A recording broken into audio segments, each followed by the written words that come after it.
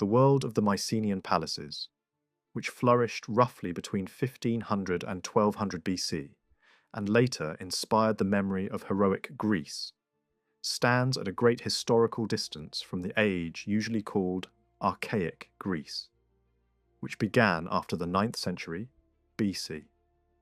Between those two worlds lies the long and shadowy interval often described as the Dark Age. The name does not mean that nothing happened during those centuries. It reflects a different problem. The surviving evidence is scarce, fragmented, and often silent, where modern readers most want clarity. Because of that silence, the link between the civilization of the Mycenaean age and the heroic society presented in the poems associated with Homer remains uncertain. It is sensible to think that epic tradition preserved something from a much older past. Yet the exact nature of that inheritance is difficult to define. The real puzzle is not whether the poems contain echoes of prehistory, but how those echoes were shaped into the poetic world that later audiences came to know.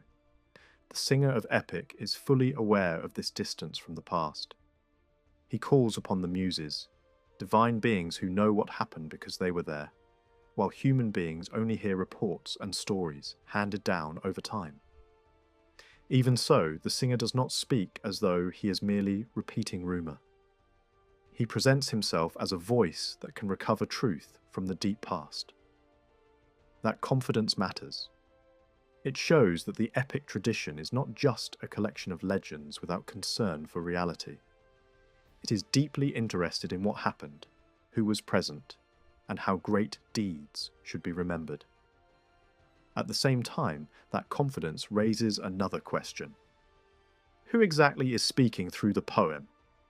Is it a single poet, a historical figure later called Homer, or is it the long succession of singers who carried and reshaped the tradition before it was written down? This question has divided scholars for generations. Some believed that the emotional depth of the characters and the tightness of the larger design pointed to a single brilliant poet, a mastermind who gave the poems their final unity. Others noticed contradictions in style, inconsistencies in detail, and unevenness in narrative structure. From that perspective, the poems seem to be layered works formed by many hands across time. Yet even those who argued for multiple contributors often felt that some original core must have existed beneath the later additions. Another line of thought shifted the debate in a more radical direction. Instead of asking whether one poet or many created the poems, it asked how the tradition itself worked. The larger story patterns of the Iliad and the Odyssey clearly belong to a wider legendary cycle that existed beyond either poem. In that sense, what later audiences called Homer was already standing inside an inherited world of stories. Even if there had once been a gifted master poet, his work would still have rested on deep and collective foundations. A major change in understanding came with the recognition that the language of epic was shaped by oral tradition. The repeated phrases, stock expressions, and recurring verse patterns were not signs of artistic poverty. They were the tools of composition in a culture where poetry was created and performed aloud. Formulaic language gave the singer a vast store of ready-made expressions suited to different metrical needs, different characters, and different situations. Such a system could not have been invented by a single individual in a single moment. It had to be the product of long use, repeated performance, and gradual refinement over generations. This insight weakened the older idea that every recurring phrase must point back to one author's deliberate design. The structure of the poetry itself suggested a much broader and older process. That does not mean oral tradition was a mechanical system with no room for thought or invention. A singer working within inherited formulas was not merely a machine of repetition. As long as he kept within the rules of composition, he could still shape meaning, emphasize certain details and vary the telling in subtle but important ways. Oral poetry lived in performance. It was not the same in every place, before every audience, or in every recitation. Each performance stood at the intersection of memory, inherited form, local expectation, and individual skill. The tradition provided the framework, but it did not erase creativity. The point is not that originality disappeared, but that originality operated under conditions very different from those familiar in later written literature. Once epic is understood as an oral tradition, the identity of Homer becomes less a question about one historical person, and more a question about how tradition achieved authority. The date of origin also becomes more complex. The first movement toward writing may have begun around the time the alphabet entered the Greek world in the later 8th century BC. Yet the highly developed forms seen in the Iliad and the Odyssey suggest a long period of prior shaping. By the time scenes from epic begin to appear in visual art, and by the time hero cults connected with famous figures of legend are visible in the archaeological record, the tradition must already have reached a stable and recognizable form.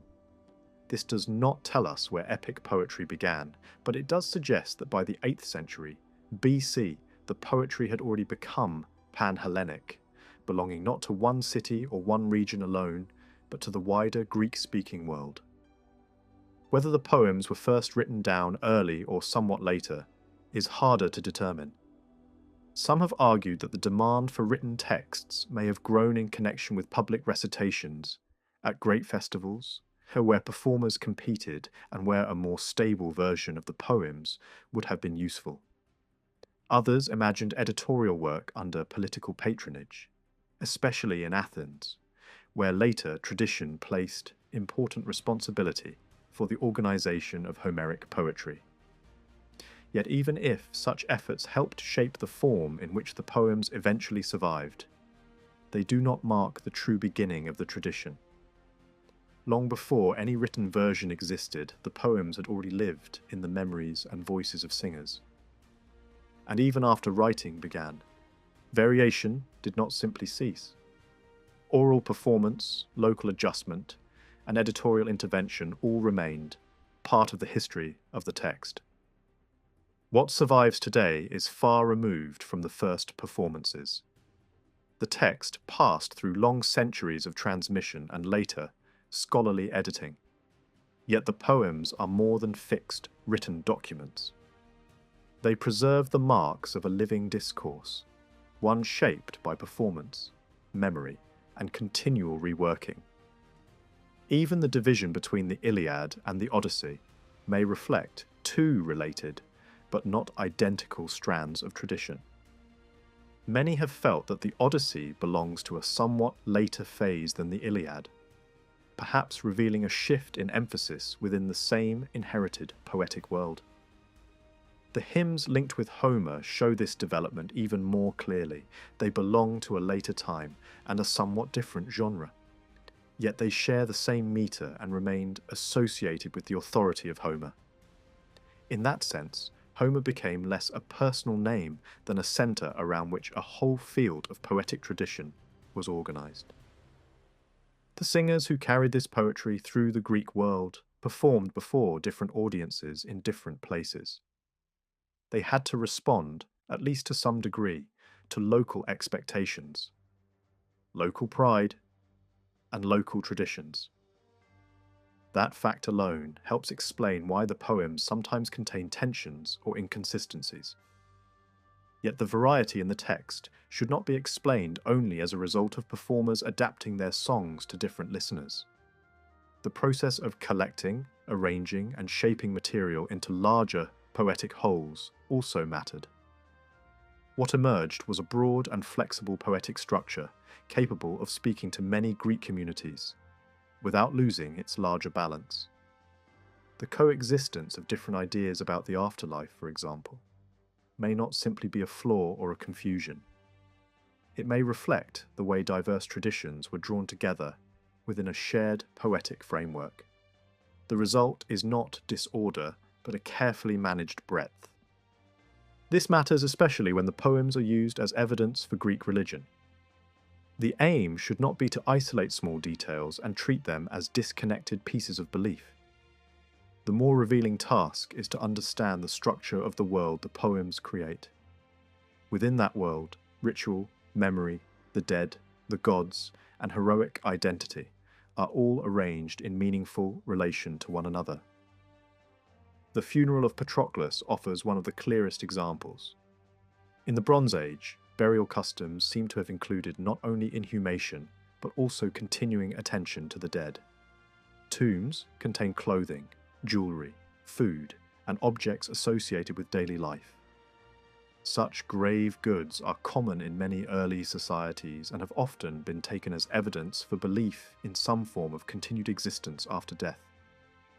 But that conclusion is not automatic.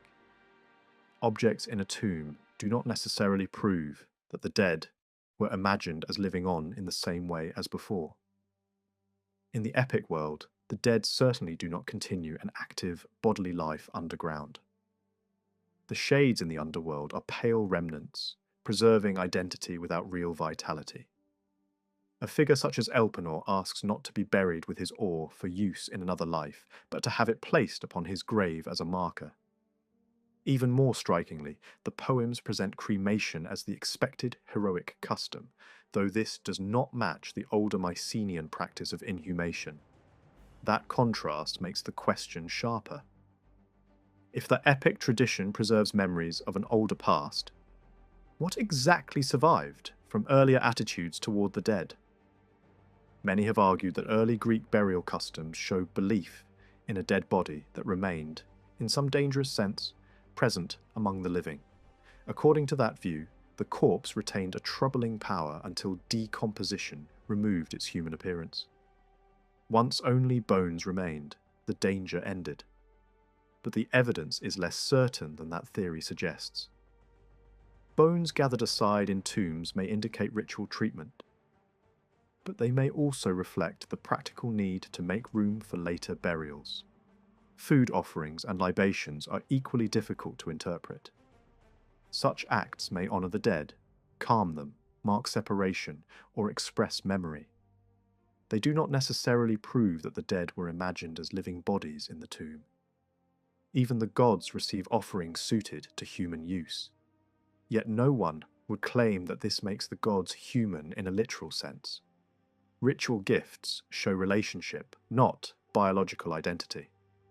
A more useful way to think about funerary ritual is to focus on transition, rather than on the idea of a corpse that literally continues life.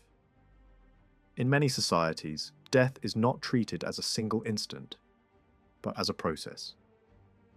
There is an initial separation, a period in which the dead person is neither fully gone nor properly settled, and then a final reintegration into a new status.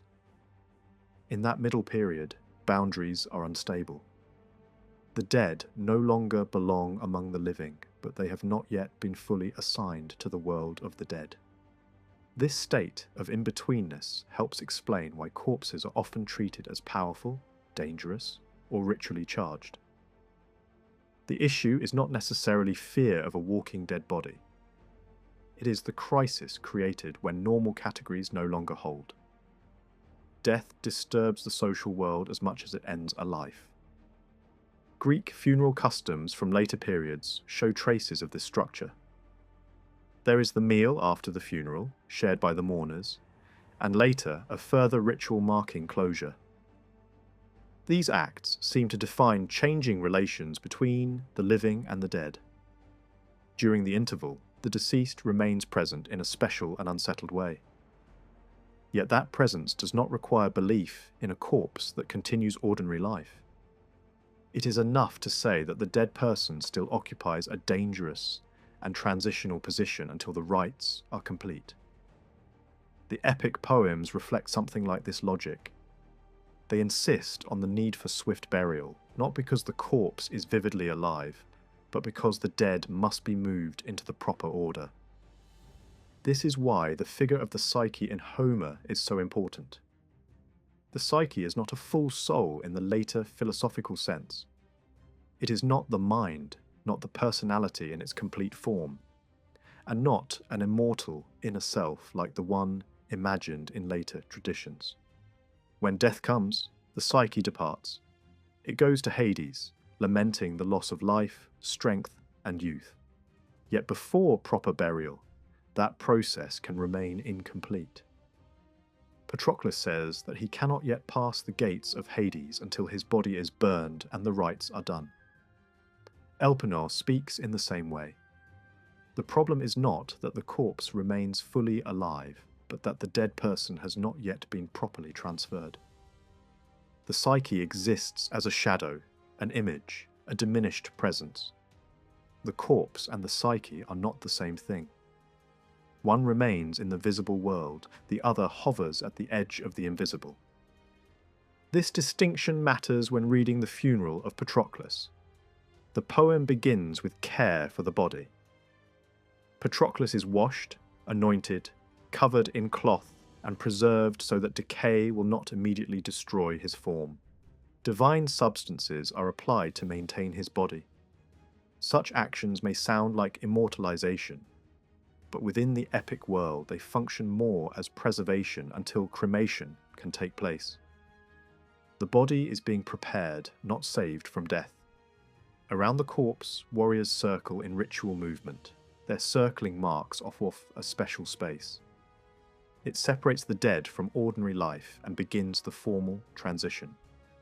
Lamentation follows, and it too is more than spontaneous grief. It is part of the honor due to the dead.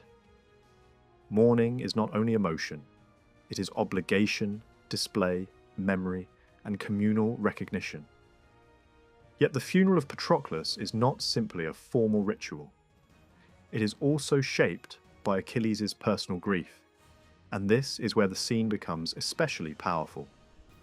Achilles is both the one responsible for carrying out the rite and the one who delays it.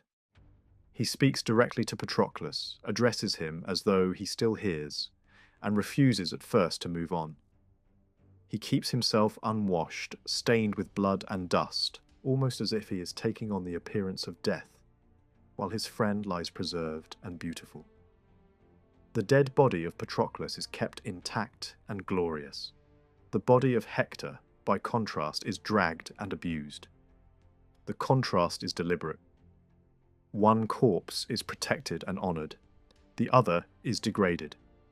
Through that contrast, Achilles tries to preserve the glory of his companion and transfer the ugliness of death onto the enemy. In this suspended period before cremation, Achilles seems to use the very space of mourning as a place of dangerous intimacy with the dead. He lies apart, surrounded by his companions, and in sleep he encounters the psyche of Patroclus. The appearance is exact in form, voice, and gesture, yet when Achilles reaches out, he cannot grasp it. It vanishes like smoke. This is one of the clearest statements in epic about the condition of the dead. The psyche is real enough to appear, to speak, and to demand ritual completion. But it is not a living body, nor a fully substantial self. It is a likeness without flesh, a shadow of the person who once lived. Through this encounter, Achilles learns what the ritual itself is meant to teach. The dead cannot be kept in the world of the living. Delay must end. Cremation must begin. The funeral then moves into its next phase. Sacrifices are prepared, animals are slaughtered in honour of Patroclus, and blood flows around the body. Some have seen in this a feast shared with the dead, recalling scenes where the dead are summoned by blood.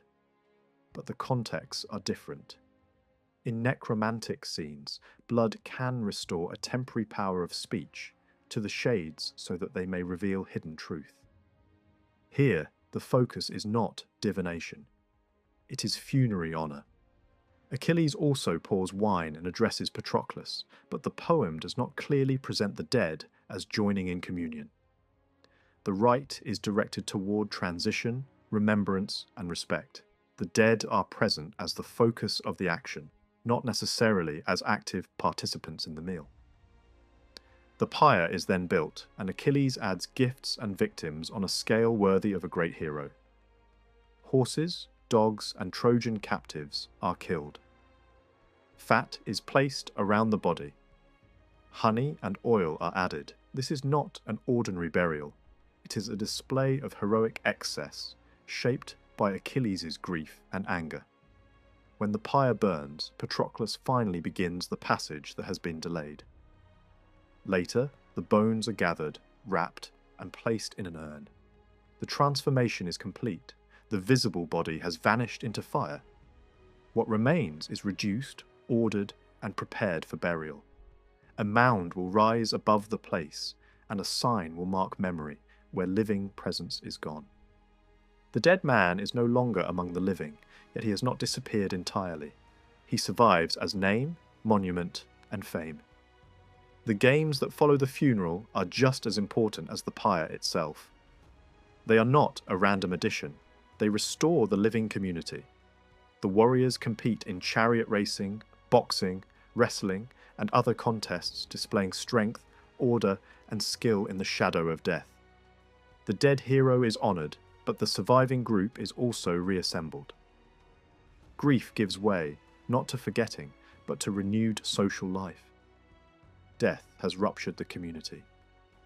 Ritual has carried the dead away and returned the living to themselves. This is why the funeral of Patroclus reveals so much. Its deepest concern is not with a detailed picture of life after death. It is with the proper relation between the dead and the living, with the protection of honour and with the preservation of memory. If one asks what the funeral tells us about the afterlife itself, the answer is limited. The rites are overwhelmingly focused on transition rather than destination. They move the dead into the invisible realm, but they do not dwell on what active existence awaits there. The underworld remains shadowy. The strongest emphasis falls instead on fame, remembrance, and the obligations of those who survive. Even when later hero cults gave the dead a more active power, the epic poems speak more cautiously.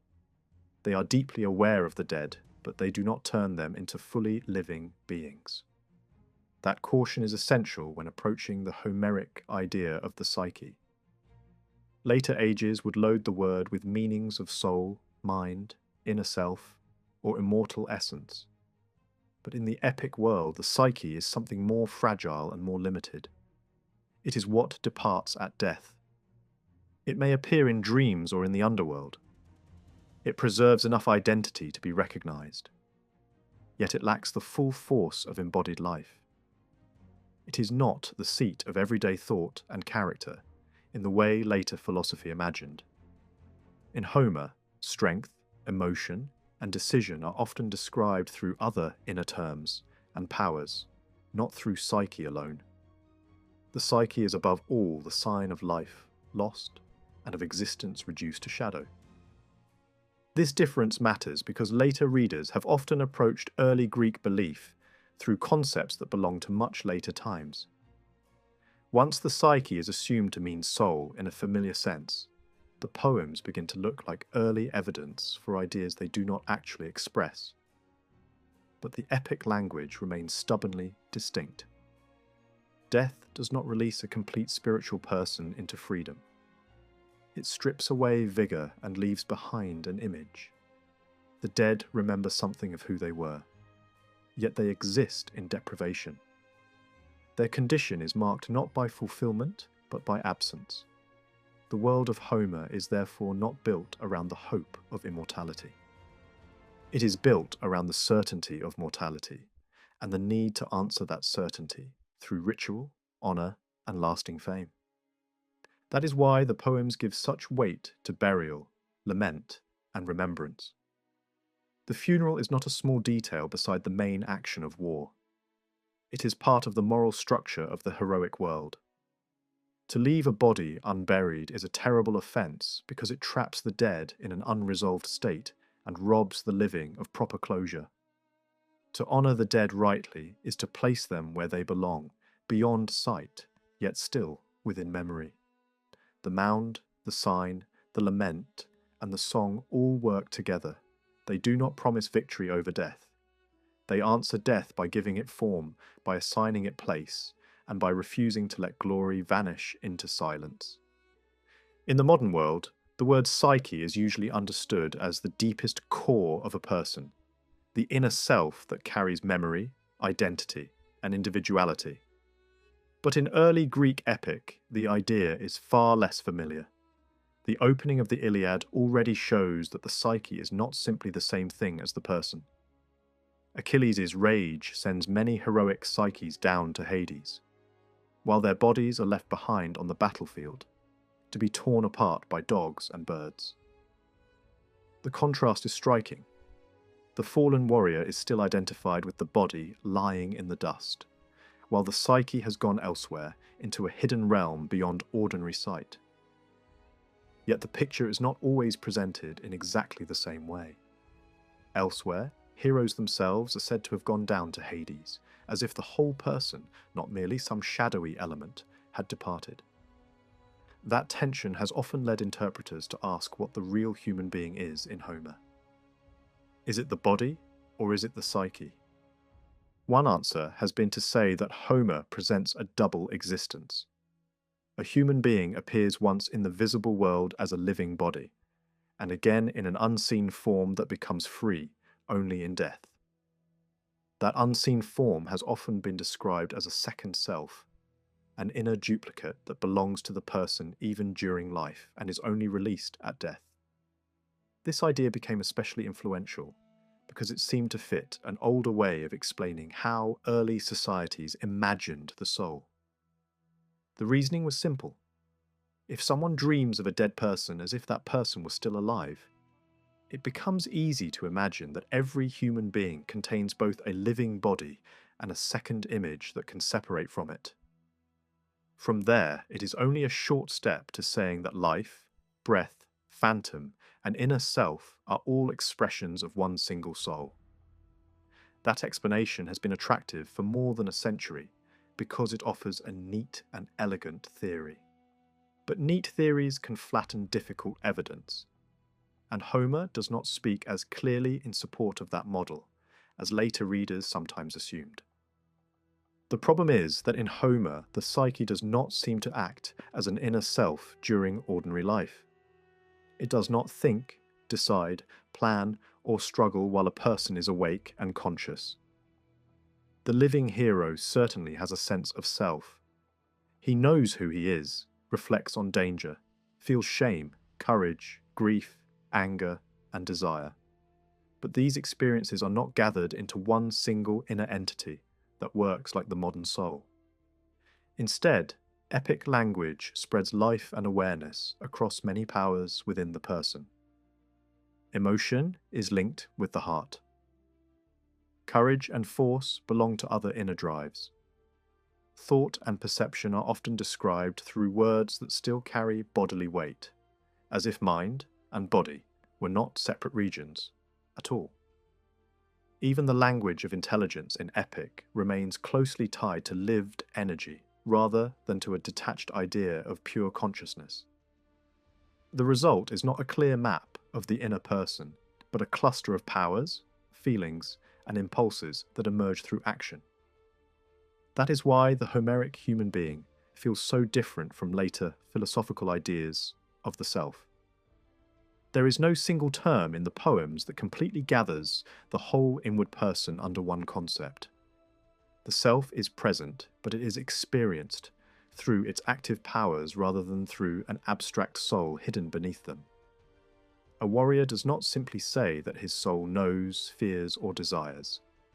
Instead, different parts of his living force respond in different ways to what happens around him. Anger rises, strength weakens, the heart trembles, thought turns over possibilities. This way of speaking reflects a world in which consciousness is not sharply separated from bodily life. The human being is not divided into a material shell and an inner spiritual owner. Instead, life appears as a set of energies, each named according to how it is felt. For that reason, The idea that the psyche functions during life as a hidden free soul is difficult to support from Homer alone. Later, Greek texts may move in that direction, but the epic poems do not clearly do so. Some later thinkers and interpreters tried to distinguish between two kinds of soul, one tied to the body and one able to leave it. In that model, ordinary life belongs to bodily souls, while the psyche is a freer and more independent element, active especially in sleep or in unconscious states. That distinction has been influential because it seems to explain both the world of dreams and the condition of the dead. Yet the evidence from Homer remains stubborn. The psyche does not clearly appear as the active agent of dreams for living people, nor does it visibly guide daily consciousness. It is mentioned most often when life is ending, when breath and strength are failing, or when the dead appear as shadow-like beings beyond the ordinary world. A more cautious reading begins with that fact. The psyche in Homer is not something that openly directs the life of the conscious person. Its most typical role is to depart. When death arrives, the psyche leaves the limbs and goes to Hades. That moment is described again and again. It is one of the great formulas of epic. The psyche slips away just as life, strength, youth, and action fall silent. In scenes of death, it is closely bound to the final break between living motion and stillness. At first glance, this might suggest that psyche simply means life itself. Yet that cannot be the whole story, because once it has departed, the psyche can still appear, speak, and be recognized. It becomes something like the image of the person who has died. That creates a tension in the word. In one setting, it seems near the meaning of life lost. In another, it points to the surviving shade that now belongs to the world of the dead. This double use has led some interpreters to propose a sharp division. According to that view, the living person is animated by one kind of life force, while after death the psyche becomes a ghostly figure, no longer life itself but a dead person's image.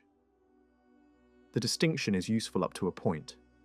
It captures the fact that Homer separates the active condition of the living from the shadowy condition of the dead. Yet it may go too far if it suggests two completely different beings hidden inside the same word. Homeric language often works by shifting emphasis according to context rather than by defining terms with strict philosophical precision. The psyche can point toward life as it vanishes, but also toward the form in which that vanished life is remembered beyond death.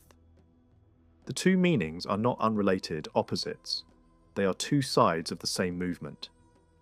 That movement becomes easier to understand when the psyche is seen not as a full soul in the later sense, but as the image of vitality.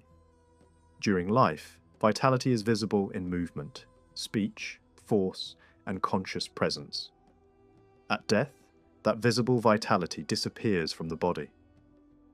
What remains is not a living second self inside the person, waiting to fly away in full possession of its powers. What remains is the image of a life that has gone. The psyche is the form taken by life once it is no longer present in the body. It is the figure of vitality after vitality has ceased to be physically experienced. That is why it belongs to invisibility. It leaves the world of sight and action and enters a realm that can only be approached through death, dream, ritual, or divine intervention. This also explains why the psyche often resembles the dream. In Homer, dreams do not usually rise from a hidden inner world. They appear to the sleeper from outside, as if they were visitors entering the human sphere. They stand over the sleeper's head, speak with a message, and then disappear. The psyche of the dead behaves in much the same way. It can approach the living in sleep, appear in recognizable form, and speak as though it were an external presence. But this does not mean that the psyche is the dream soul of the sleeper. When Patroclus appears to Achilles, the psyche belongs to Patroclus, not to Achilles. The resemblance between dream and psyche points instead to a shared mode of appearance. Both belong to a world beyond ordinary waking perception. Both break into human experience from a borderland between visibility and invisibility. That borderland is essential to the epic imagination. The dead in Homer are not simply absent, they remain available as figures of memory, dream, and ritual encounter. They are not fully alive either. They do not continue earthly existence in any ordinary sense. Even when they speak, their condition is diminished. They exist as shadows, as likenesses, as reminders of what once was. In that sense, Hades is not merely a place where the dead live on. It is a realm where life survives only as image, memory, and trace. That is why the psyche can seem close to breath in some passages, close to life in others, and close to ghostly appearance in still others. All three meanings belong to the same deeper pattern. Breath is invisible. Lost life is invisible. The dead themselves belong to an invisible order.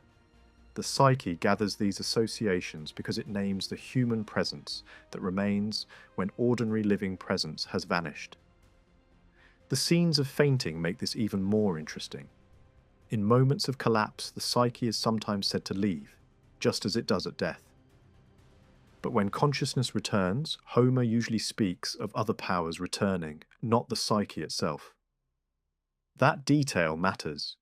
If the psyche was simply the regular seat of everyday consciousness, it would make sense for the poem to describe it coming back when the person revives. But that is not how the language works. The psyche appears above all in the act of departure. Its role is tied to the threshold, not to normal functioning. In a swoon, the person hovers for a moment near the state of death. And so, the language of dying touches the description. But when life reasserts itself, the epic diction turns back to those powers that belong to the conscious living body.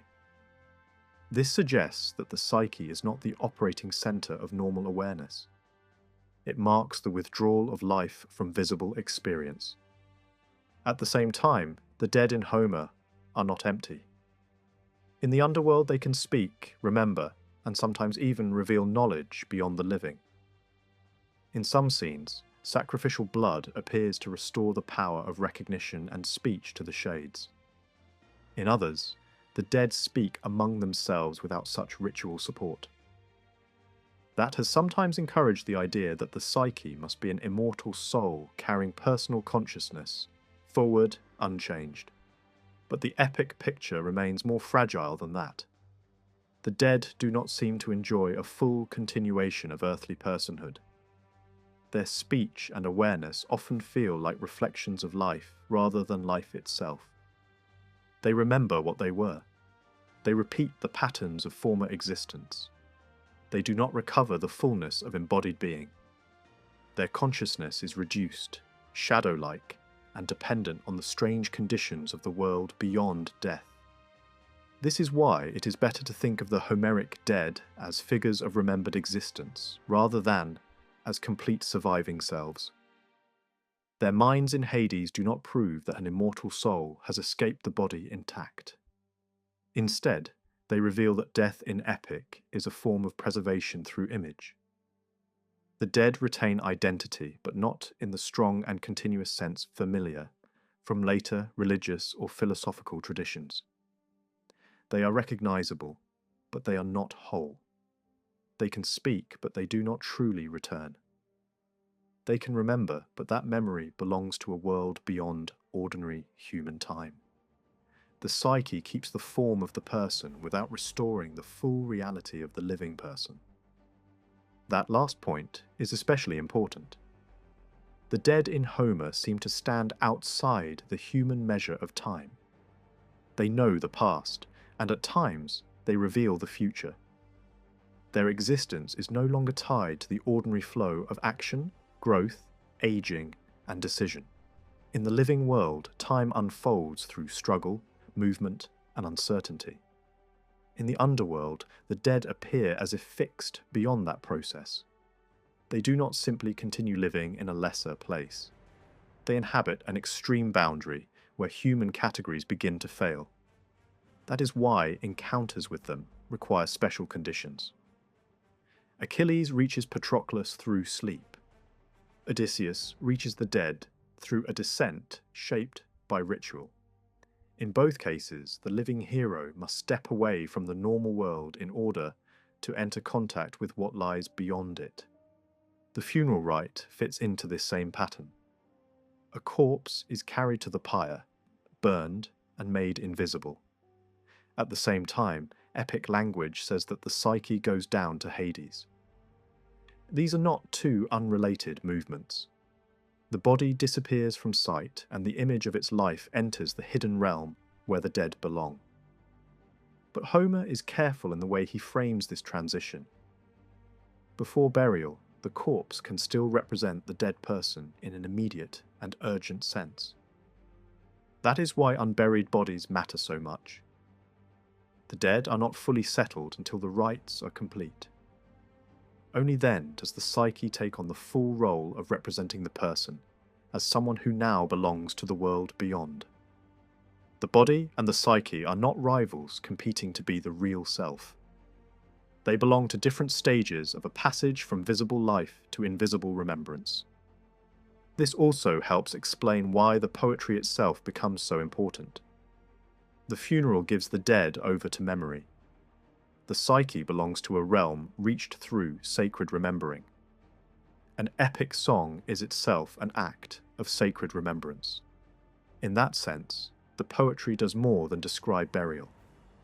It completes, on its own level, the movement that burial begins.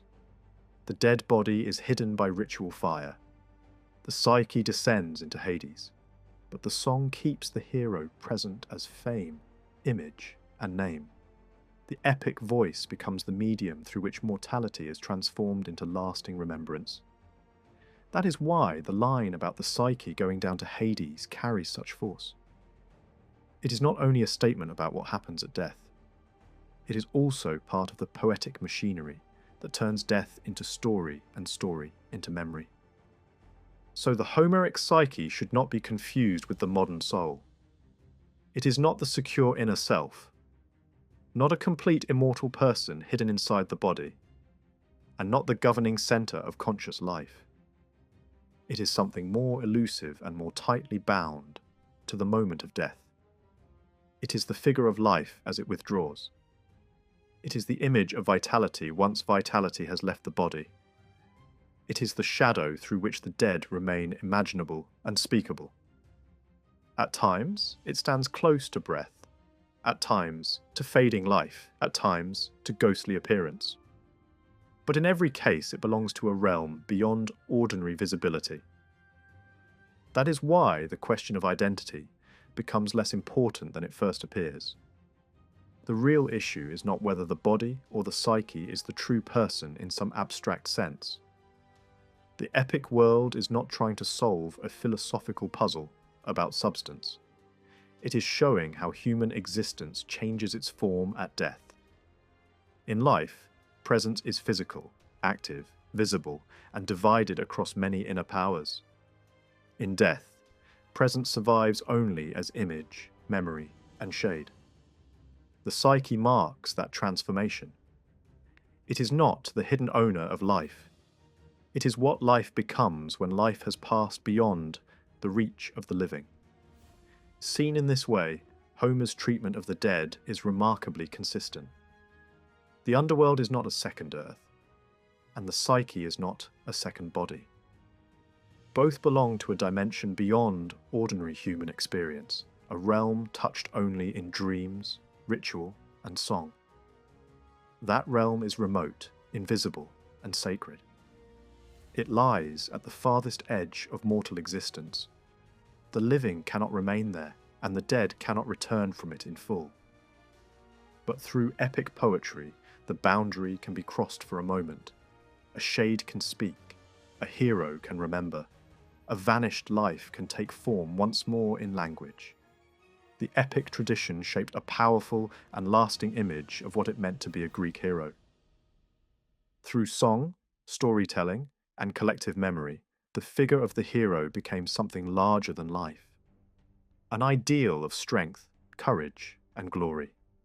Even practices outside poetry, such as honoring heroes at tombs or sacred places, seem to reflect the deep influence of this epic vision. Yet this does not mean that religious worship and epic storytelling expressed the same ideas. In fact, beneath the surface there were important differences, especially in how each tradition understood death and what comes after it. In religious practice, heroes were not just remembered figures of the past. They were believed to remain present in a specific place, often tied to the land where they were buried. Ancient traditions describe how communities honored both gods and local heroes through offerings, prayers, and ritual gifts. These acts were not only about memory, they were also about maintaining a relationship with the dead, who were thought to possess a certain kind of power. In this setting, the line between gods and heroes could become blurred. A hero might be seen as something more than human, yet not fully divine. In some traditions, heroes were described as beings who stood between the world of mortals and the world of the gods. This idea appears in early Greek thought, where different generations of humanity were imagined to have different destinies after death. Some became spirits tied to the earth. Others were honoured beneath the ground, and the heroes themselves occupied a special place as semi-divine figures. These traditions suggest that the dead were not entirely gone. They could still influence the living, receive offerings, and exist in a way that connected them to both the human and divine worlds. In this sense, hero worship was closely linked to older forms of ancestor reverence, where the dead remained active within the life of the community. The heroes of epic poetry, however, are presented in a very different light. In the world of the Iliad and the Odyssey, a hero is defined above all by life, by action, strength, and the pursuit of honour on the battlefield. Glory is earned through deeds, not through death itself. A warrior gains recognition while still alive, through courage and achievement. Only after death does something else come into play: the lasting fame carried by song. This difference is crucial. In religious practice, a hero's honour is often realised after death, through rituals and offerings. In epic poetry, that sequence is reversed. The hero is already treated with a kind of reverence while alive, as if he were destined for something greater. What death brings is not ritual honour in the form of ongoing sacrifices, but something else entirely: an enduring reputation, a name that will never be forgotten. This is the true reward, not continued power in the underworld, but immortality through memory. In the epics, this kind of remembrance replaces what might otherwise have been expected in religious practice. There are no detailed descriptions of ongoing sacrifices to fallen heroes. There is no emphasis on maintaining a cult around their tombs. Instead, the focus falls on burial itself, on giving the dead their proper rights, and then on preserving their story. A mound is raised, a marker is set, and the hero's name lives on through narrative. Once buried, the hero passes into memory, not into an active role among the living. This silence is striking. It suggests that the epic tradition deliberately avoids certain aspects of religious belief. While local communities may have continued to honour their dead through ritual, the poets shift attention away from those practices. The hero is no longer tied to a particular place or family. He becomes part of a shared cultural memory, belonging to all rather than to one group alone. In this way, epic poetry creates a broader, unified vision that reaches beyond local traditions. At the same time, this shift does not erase older beliefs entirely. Instead, it transforms them. The body of the hero may still lie in the earth, but its importance is reduced. The real focus moves to the image of the hero preserved in song. What matters is not where the hero is buried, but how he is remembered. The physical presence fades, while the poetic presence grows stronger. This transformation also affects how fate and destiny are understood. In religious contexts, the dead could be seen as active forces, influencing events or bringing consequences to the living. They might be associated with powers that shape destiny, acting as agents of justice or vengeance. In epic poetry, however, these roles are largely absent. The dead do not return to influence the living in any direct way. Instead, fate appears as something more distant and impersonal.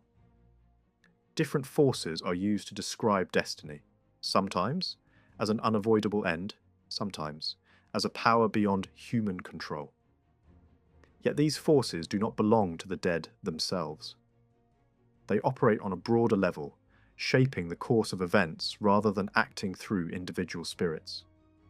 Even the greatest heroes cannot escape their destined end. Death comes as part of the natural order, not as the will of a departed soul. The gods, especially the Olympian gods, play a much larger role in this system. They guide, influence, and sometimes interfere in human affairs.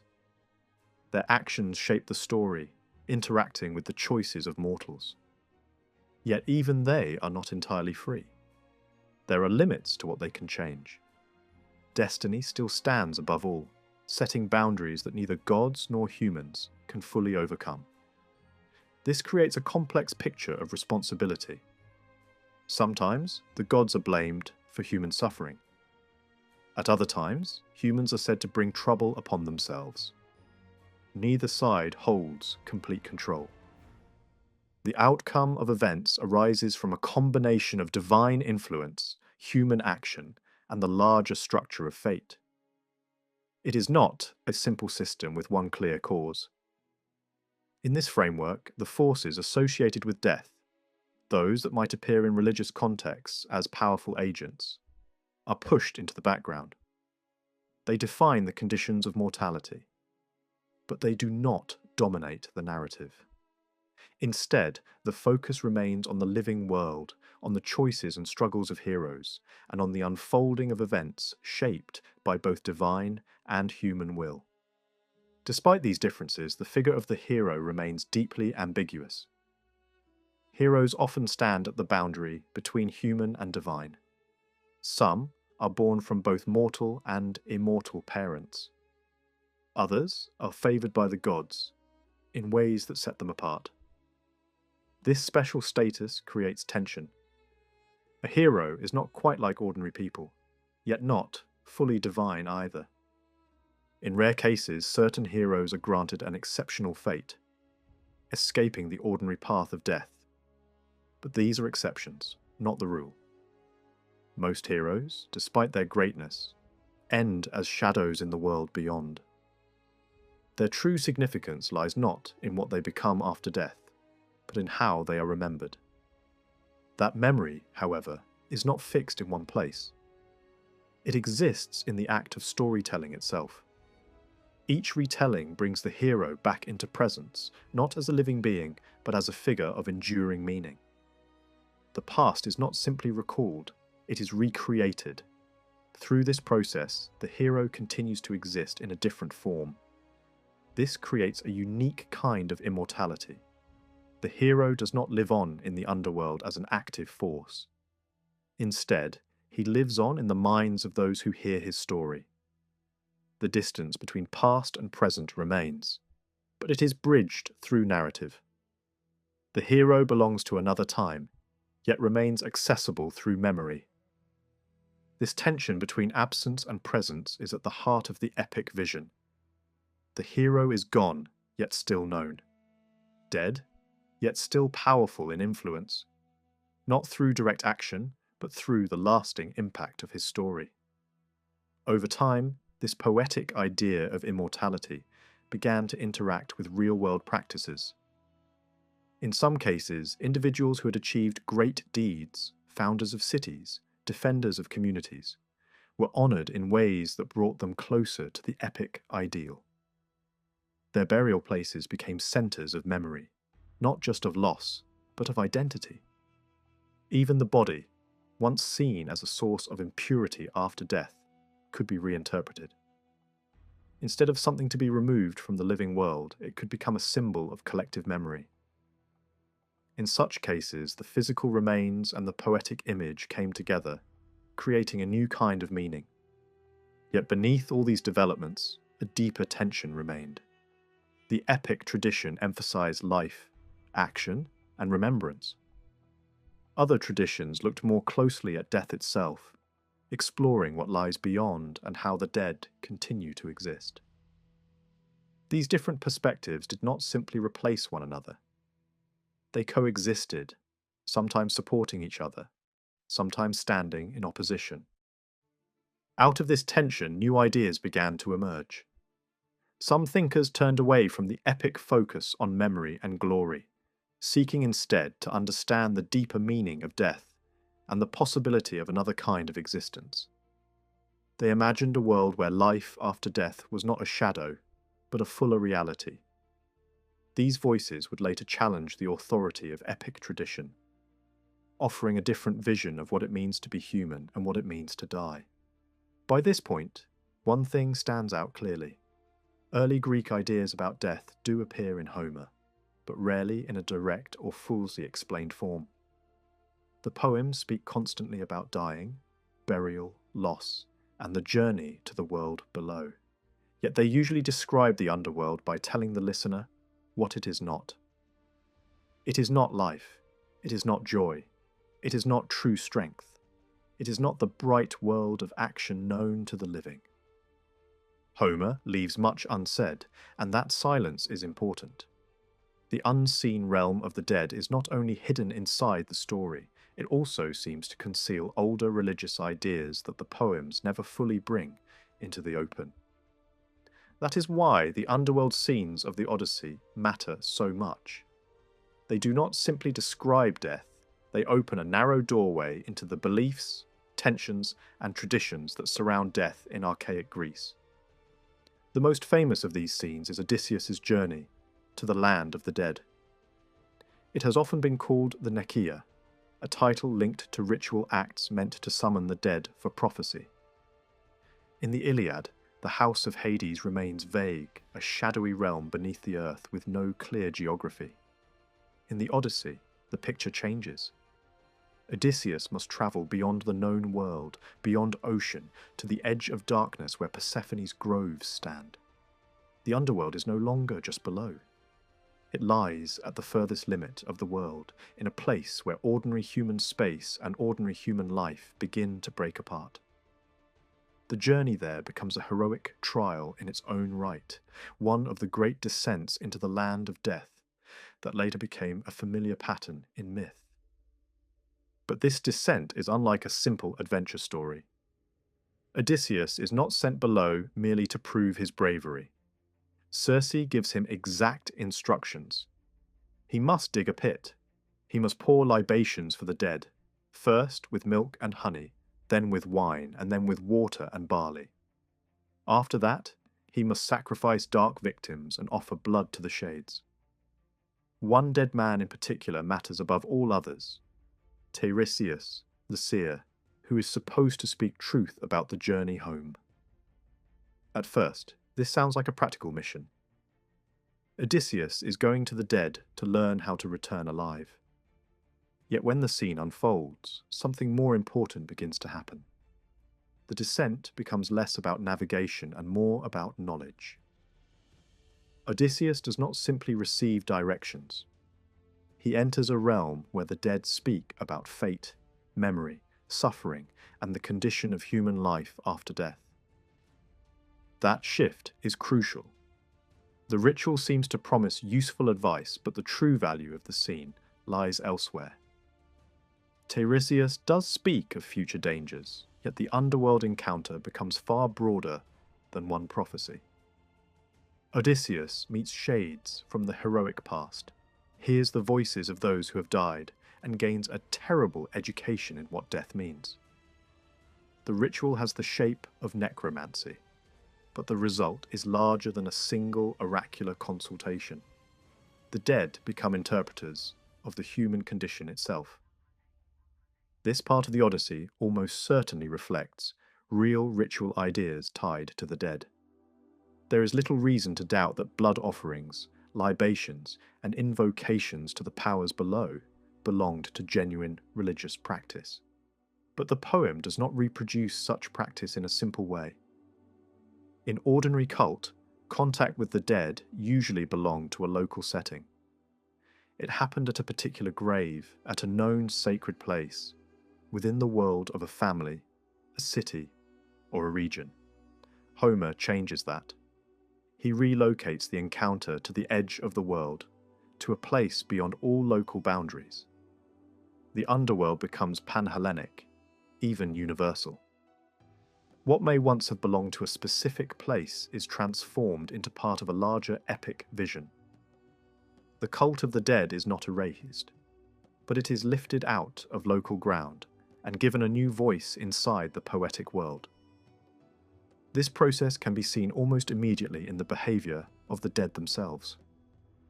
Tiresias is meant to receive the blood first, and Odysseus keeps the others away with his sword.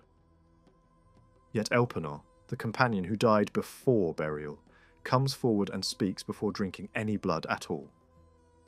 That detail is striking. Elpenor's condition is unusual, since his body still lies unburied, and the separation between corpse and shade has not been fully completed by ritual. Even so, his immediate speech suggests that the dead are not all equally dependent on the blood in the way the ritual instructions seem to imply. The same uncertainty appears elsewhere in the scene.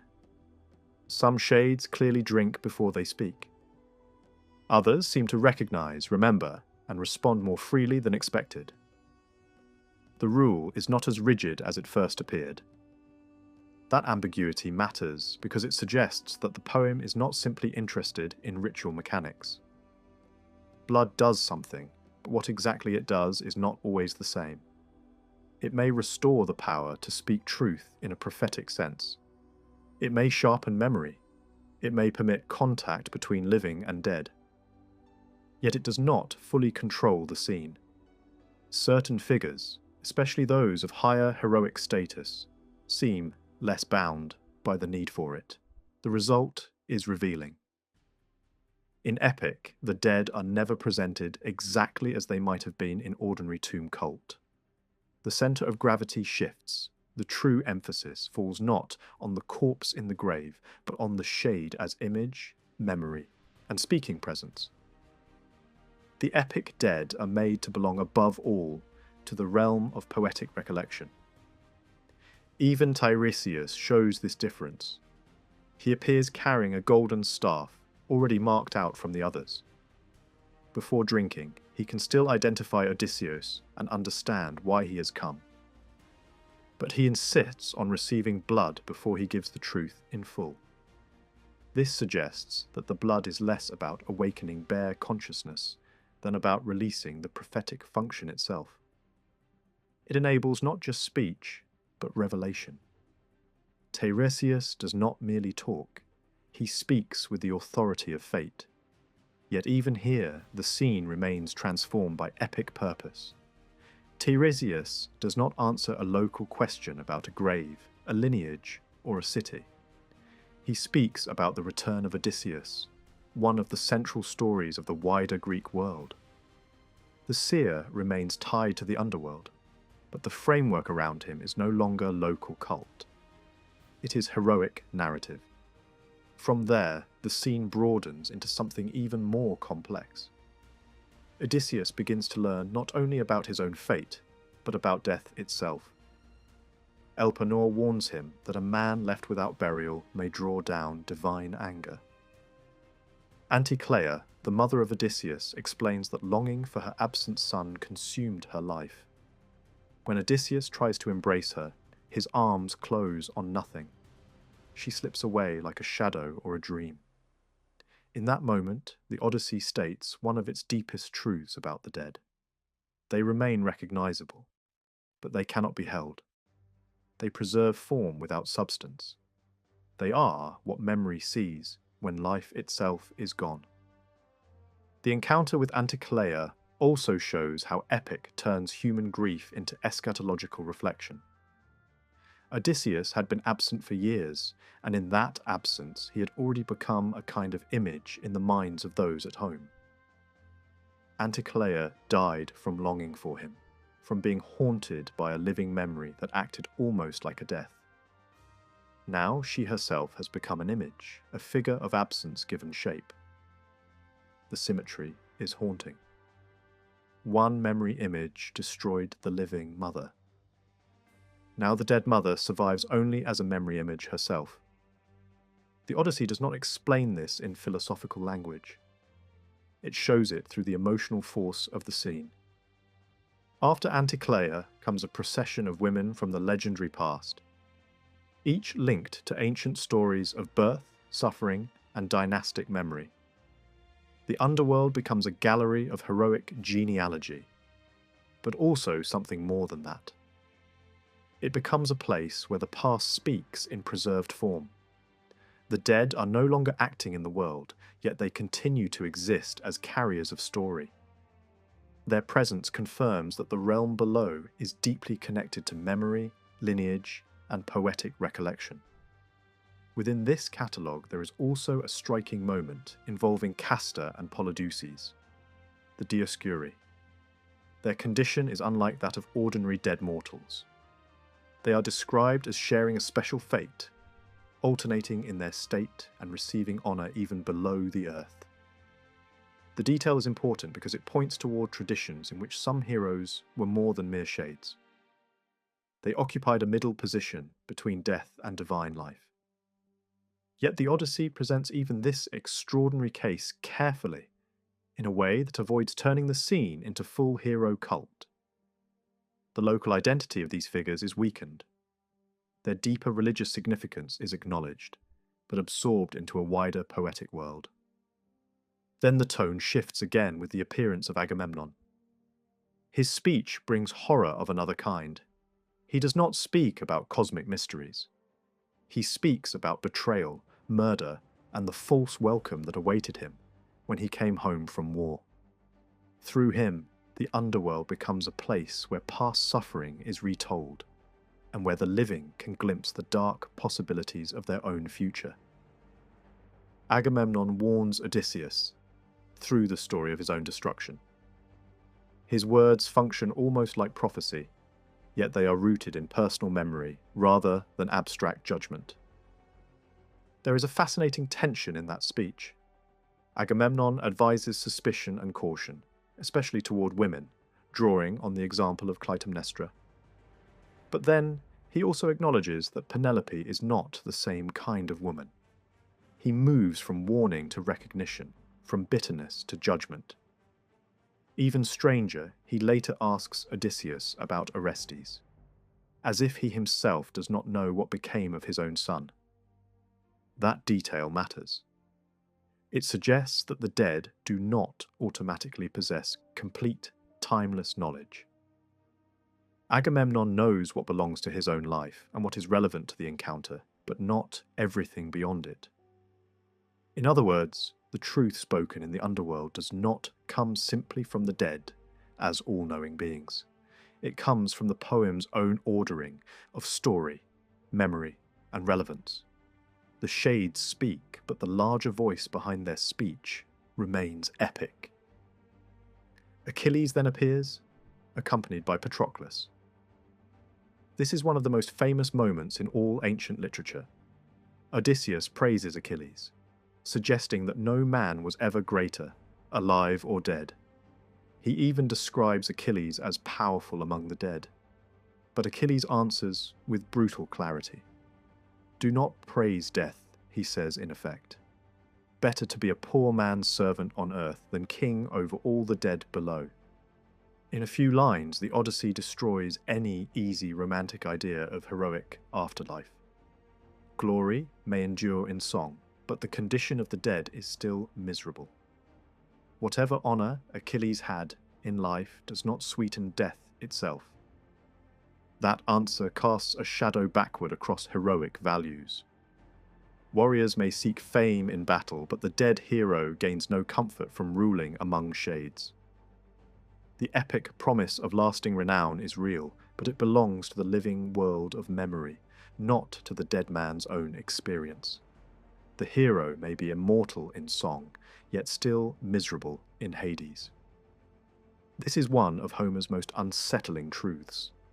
The desire for glory does not erase the loss of life. It only gives that loss a form that others can remember.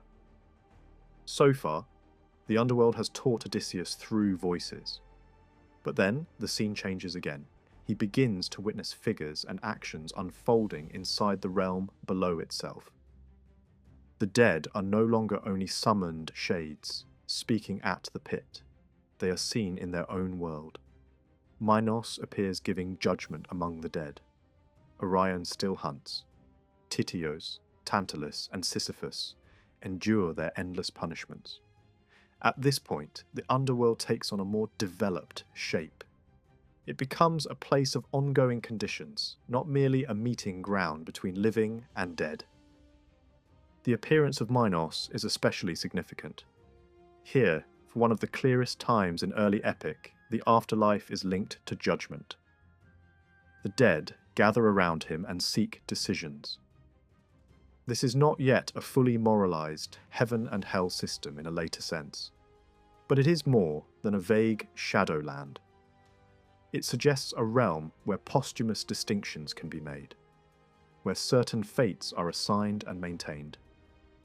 Even if the punishments of Tityos, Tantalus, and Sisyphus are not described as products of moral justice in a modern sense, they still show that the Underworld can preserve divine anger forever. The gods punish, and the punishment does not end. That permanence is essential. The punishments repeat without release. Sisyphus strains upward only to fail again.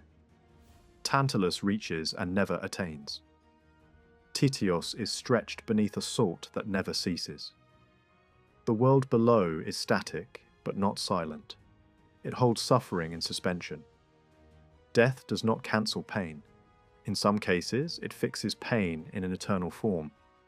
That idea stands in harsh contrast both to the joy of Olympus and to the active life of mortals. The gods live forever in radiance. Human beings die into shadow, and some, having offended divine order, are trapped in endless torment. Then comes perhaps the strangest image of all: Heracles. Odysseus sees his image among the dead, yet Heracles himself is said to dwell among the immortals. This split is extraordinary. Normally the self is tied to the body in death, while the shade belongs below. Here the pattern breaks. Heracles is divided across worlds. His image remains in Hades, but his true being belongs with the gods. The scene preserves both sides of his tradition at once. He is still a figure of death, but also a figure of apotheosis. He has crossed the boundary more completely than any ordinary hero. This detail has often been treated as awkward, and it certainly feels like a compromise between different inherited stories. But its importance goes beyond textual curiosity. It shows that the underworld scene is not a closed system. Other beliefs press against its edges. Hero cult, divine elevation, and alternative ideas of afterlife all leave traces here. Yet the Odyssey keeps control of them by placing them inside its own structure. Even Heracles, the most exceptional of heroes, does not overturn the larger picture. He remains an exception, not a new rule. The dead in general are still shades. The underworld in general is still a place of loss. That larger structure is deeply revealing. The bright world of Olympus is aligned with life, presence, and continuity. The dark world below is linked with image, shadow, repetition, and diminishment. The poems consistently favour the upper, visible, living order. Even when the gods themselves are beyond death, Their immortality is modelled on the fullness of life, not on the gloom of Hades. The underworld exists, but it is ranked lower. It is a realm of aftermath, not fulfillment. This is one reason the Odyssey's descent should not be mistaken for a simple record of ecstatic or shamanic experience. Odysseus does not behave like a master of visionary travel. He is not presented as sending out a free soul to wander among spirits. He arrives with fear, uncertainty, and human confusion. He learns by encountering what is there, not by controlling it from within. The scene has ritual features, and it reflects forms of contact with the dead. But it does not present a doctrine of soul flight or mystical union. The dead remain other, and the living visitor remains a fragile intruder. Nor is the scene a plain transcript of necromantic practice. It reshapes ritual through poetry. A local rite of consulting the dead becomes a vast pan-Hellenic episode in which the underworld itself is made to serve epic memory. The blood does not simply let the dead speak in their own voice, it brings them into a framework controlled by narrative. They tell the truth the poem needs them to tell. They reveal suffering, destiny, and the condition of human mortality in forms shaped by heroic song. That is what makes this descent so powerful. It seems at first to open the hidden world of the dead. In reality, it also shows how epic takes possession of that world. Ritual elements remain, but they are redirected. The local grave becomes the edge of the earth. The dead of cult become the dead of poetry. The underworld speaks, but it does so in a language already transformed by the needs of the story. At the end, Odysseus wants to stay longer. He wants to see more. But the dead erupt in a terrible cry, and fear drives him away. That ending matters. It reminds the listener that the world below can be approached, but not mastered. The living cannot remain there.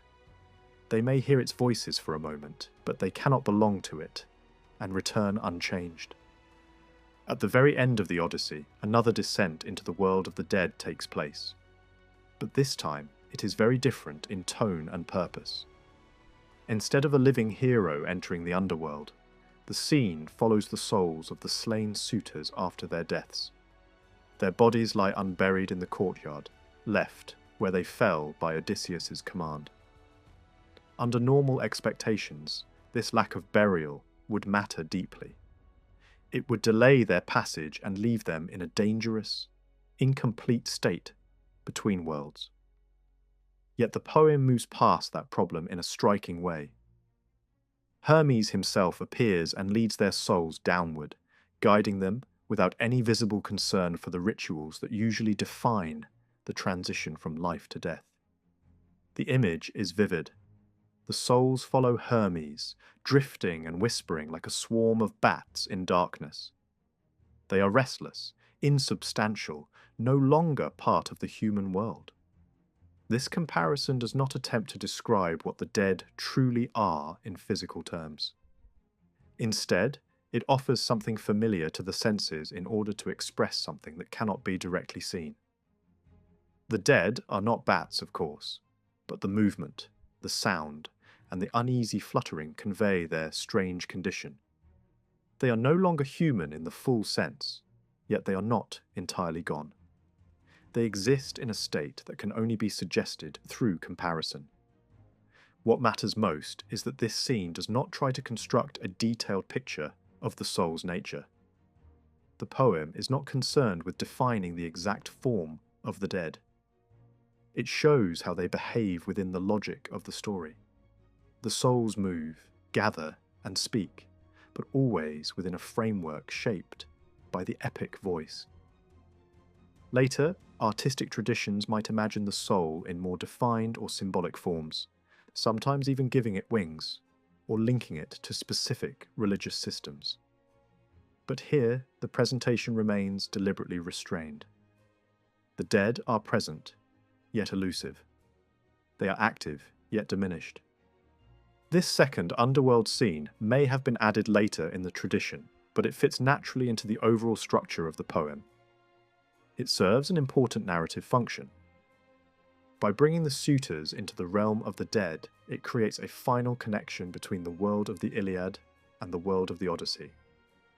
The great cycle of heroic stories is tied together through memory and aftermath. The deaths at Troy, the long journey home, and the violent restoration of order in Ithaca all converge in this shared space beyond life. No. One of the most striking differences from the earlier descent is the absence of ritual. In the first journey, blood offerings were necessary to give the dead a voice. Here, no such action takes place. The dead speak to one another freely, without mediation from the living. At first glance, this seems to contradict the earlier idea that the dead are merely faint images, shadows without full awareness. But the contradiction is only apparent. The poem is not trying to define a rigid system of afterlife rules. It is working within a flexible narrative space where different aspects of death can be shown from different angles. The key lies in understanding how the poem treats the dead overall. The souls are not described as fully real beings in the same sense as the living, nor are they presented as completely powerless. They occupy a middle state. They retain memory, speech, and recognition, yet they lack the full presence of life. Instead of forcing these elements into a strict logical system, the poem allows them to coexist. The underworld becomes a space where familiar human actions continue, but in a reduced and altered form. This is especially clear in the conversations that take place among the dead. These exchanges resemble ordinary dialogue, as if the speakers were still alive. Yet something is missing. These conversations are no longer part of the living world. They do not influence events above. They exist only within the realm of memory and narration. The dead speak, but their words belong to a different level of reality, one shaped by storytelling rather than action. At this point, it becomes useful to step away from modern ideas about literal reality and focus instead on difference. The dead in the Odyssey are neither fully material nor entirely abstract. They are best understood as beings of another order. Much like the gods, they belong to a realm that is not directly accessible to ordinary experience. When the gods appear, they sometimes take visible form, but their true nature remains beyond human perception. The same applies to the souls. They may act, speak, and even appear, but they do so within a mode of existence that is fundamentally separate from the living world. This perspective helps explain why the dead can act independently without contradicting their earlier portrayal as shadow-like figures. Their activity does not restore them to full life. It simply reflects the internal consistency of the world they now inhabit. Within that world, communication is possible. Memory continues. Identity remains. But everything is removed from the direct flow of human life. The second descent also highlights how the epic tradition shapes and contains these variations. The poem allows different images of the afterlife to appear, but it keeps them within a controlled structure. Individual details may seem inconsistent when viewed in isolation, yet they contribute to a larger, coherent vision. The underworld is not a fixed doctrine. It is a narrative space where different elements are arranged to serve the story's purpose. At the same time, this scene hints at how these ideas could evolve beyond the poem itself. The idea of the dead speaking among themselves, of continuing existence after death, could easily be expanded into more developed theories about the soul. Later traditions would indeed move in that direction, imagining the soul as something enduring and even divine. But in the Odyssey, that step is not fully taken. The dead remain tied to their former lives.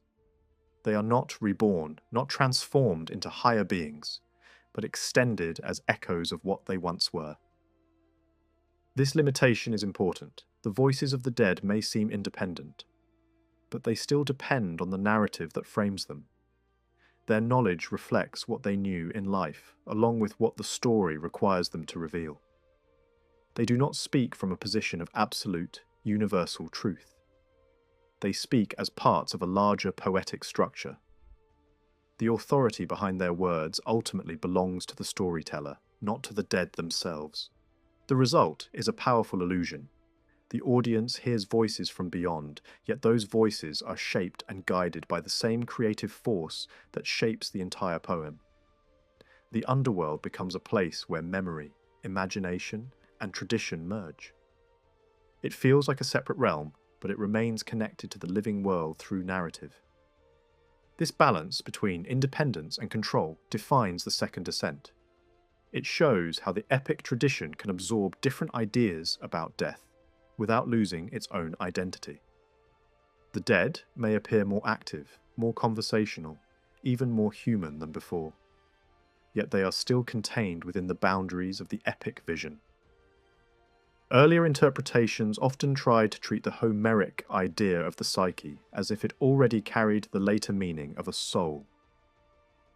That approach quickly runs into difficulty.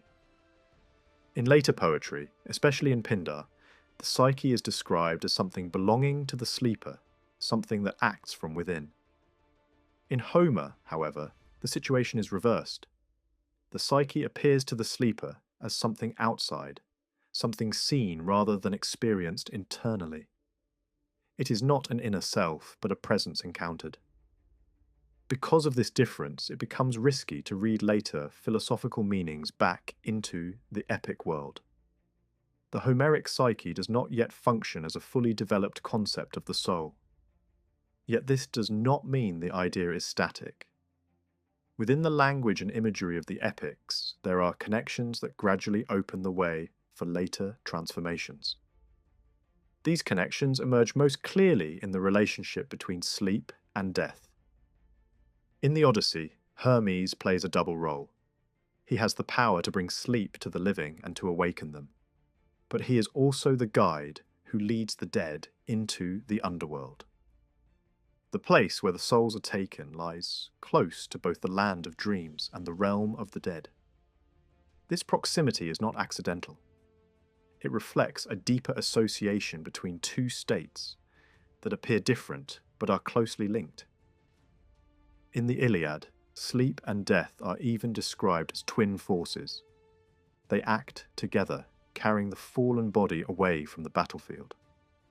The suggestion is clear. Sleep and death belong to the same symbolic landscape. This connection becomes even more striking when considering how dreams function. In Homer, a person does not dream in the modern sense. Instead, a dream is something seen. It appears as an image, often in the form of a familiar figure. The dream is not a private creation of the mind, but a message sent from a divine source. It may carry instructions, warnings, or glimpses of the future. It speaks with authority, yet it often disguises itself, taking on the appearance of someone the sleeper knows. The psyche behaves in a similar way. When it appears, it takes on the shape of the person it once was. It looks like a human figure, but it is not truly that person in a living sense. It is something else, something that resembles life without fully belonging to it. In this way, both dreams and the psyche operate through resemblance. They appear as something recognizable, but their true nature remains hidden. This creates a peculiar tension. On one hand, these figures are visible and familiar. On the other, they are fundamentally deceptive. They are not what they seem to be. Odysseus himself struggles with this when he encounters the image of his mother in the underworld. He wonders whether what he sees is merely an illusion sent to mislead him. Yet the answer is more complex. The figure is both real and unreal at the same time. It is truly his mother, but only as an image, as something that exists in memory rather than in life. The same pattern applies to dreams.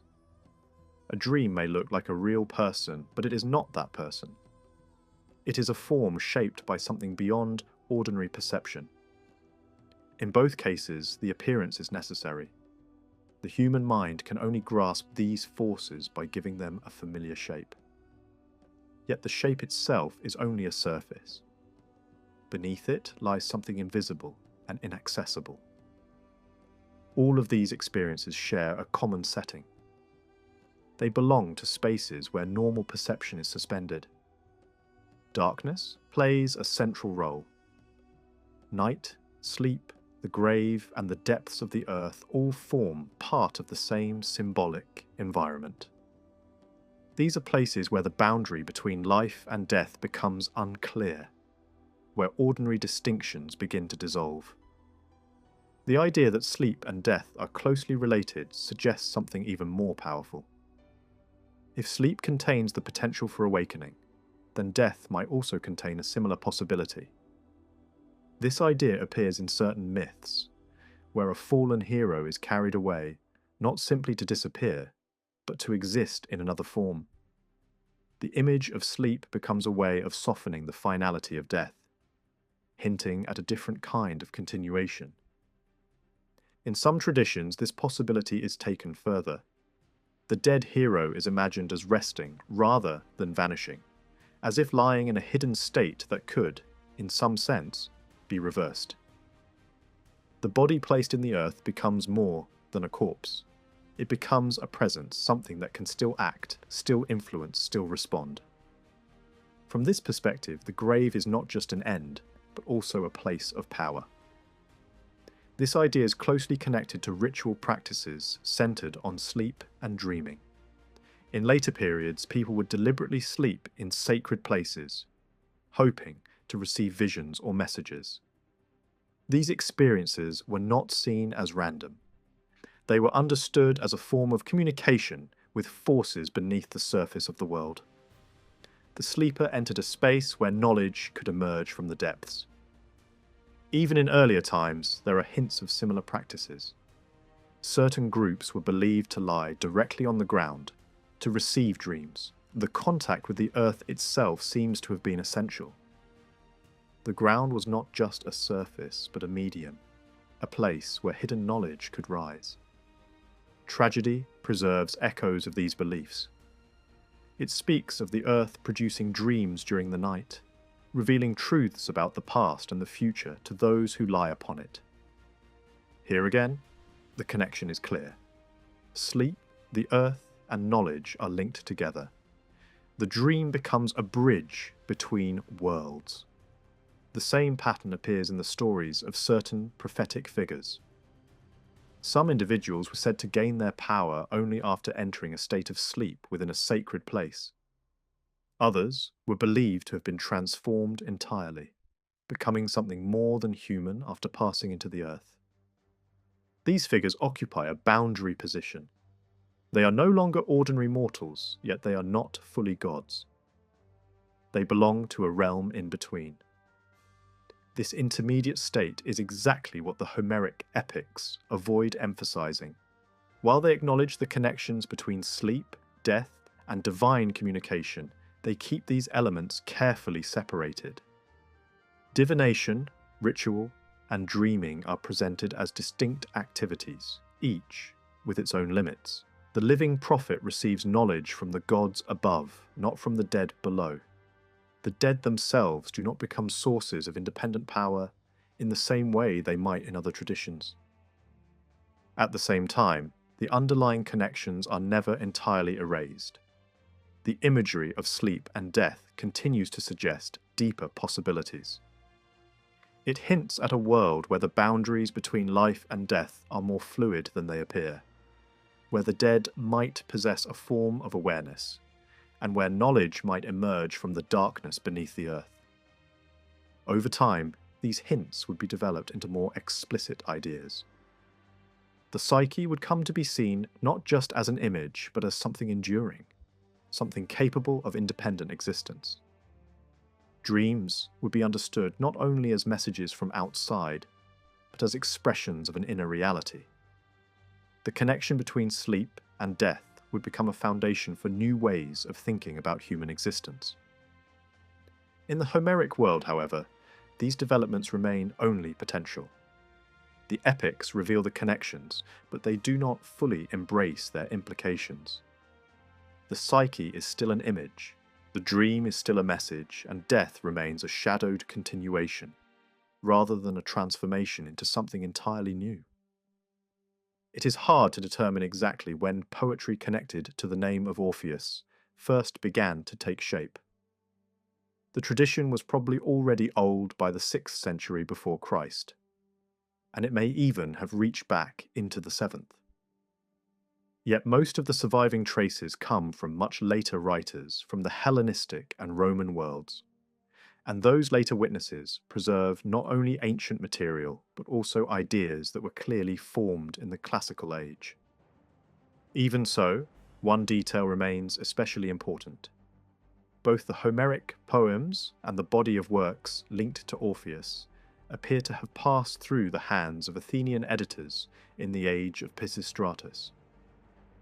That moment seems to have helped transform both bodies of poetry into recognized written traditions. The later division of the Iliad and the Odyssey into 24 books, and the matching arrangement of Orphic sacred poems into a similar structure, was probably not accidental. It suggests that Athens played a major role in shaping both Homeric and Orphic material into textual form. In the case of the Orphic tradition, the core seems to have been a theogony, a sacred account of the origin of the gods and the world. Around that central stream gathered other writings, including works connected with initiation, ritual objects, and sacred performance. What matters most is that the same cultural world could preserve Homeric poetry and Orphic poetry at once. They were not sealed off from one another by completely separate social groups. They belonged to the same wider Greek world, even while offering different ways of arranging memory, myth, authority, and the inherited wisdom of the past. In later centuries, additional texts appeared that broadened the picture. Among them were the small gold tablets, placed with the dead, often linked to Batic mystery practice, and very likely tied in some way to the Orphic tradition. These texts speak directly about the fate of the soul after death. They are not part of the old creation stories in any simple sense, yet they clearly belong to the same spiritual landscape. A similar case can be made for the hymns associated with Orpheus. These, too, belong to a long and layered tradition, one that stretched across many centuries. Because of that, the most useful approach is not to become trapped in a debate over exact dates, but to understand the larger world of meaning that allowed text to be produced in the name of Orpheus over such a long period. In the ancient world, that is essentially what Orphic writings were: poems, hymns, sacred tales, and ritual language presented under the authority of Orpheus. Modern scholars have long argued over whether it is even correct to speak of Orphism as though it were a single fixed religion or a unified theology. Earlier generations often exaggerated and built grand theories on weak foundations. Then came a strong reaction, and for a time many doubted whether the term had much value at all. Yet confidence has gradually returned, especially as new evidence has appeared. Still, the precise nature of devotion among followers of Orpheus remains difficult to define. What does seem clear is that the ancients themselves believed Orpheus introduced rites of initiation into Greece. These rites were thought to promise a deeper kind of purification and a form of salvation tied to what awaited the soul beyond death. The books that circulated under the names of Orpheus and Musaeus were closely connected to this world of sacred practice. There was also a strong link between Orphic teaching and the early Pythagorean tradition. But there was an important difference. The Pythagoreans are known to have formed an organized and exclusive community. There is no real evidence that those called Orphic belonged to a single institution of that kind. What later scholars call Orphism seems, instead, to have been a looser religious current, a pattern of ritual activity open in varying degrees to many people, guided by wandering specialists in purification and initiation across different parts of the Greek world. It was less a church than a network of practices, myths, songs, and sacred books. In that sense, the religion connected with Orpheus included mystery rites, sacred poems, ritual language, and certain ideas about divine beings, human life, guilt, purity, suffering, and hope after death. Yet this tradition must be understood on its own terms. It should not simply be forced into a general category of mystery religion and then explained from the outside. The safest path is to follow the evidence that ancient people themselves tied to the name of Orpheus. The figure of Orpheus is central to all of this, and he differs sharply from Homer. Homer is a legendary singer, but Orpheus is more than a poet. The story of his life and death is part of his authority. He is not merely someone who sings inspired words, he is a mythical being whose own fate carries spiritual meaning. Born from a divine mother and a mortal father, he stood between worlds. Ancient tradition did not usually treat him as a god, but as a hero, a being close to the divine and endowed with powers beyond ordinary mortals, yet still subject to death. That heroic position matters because Orphic tradition seems to stand in a tension between epic poetry and hero cult.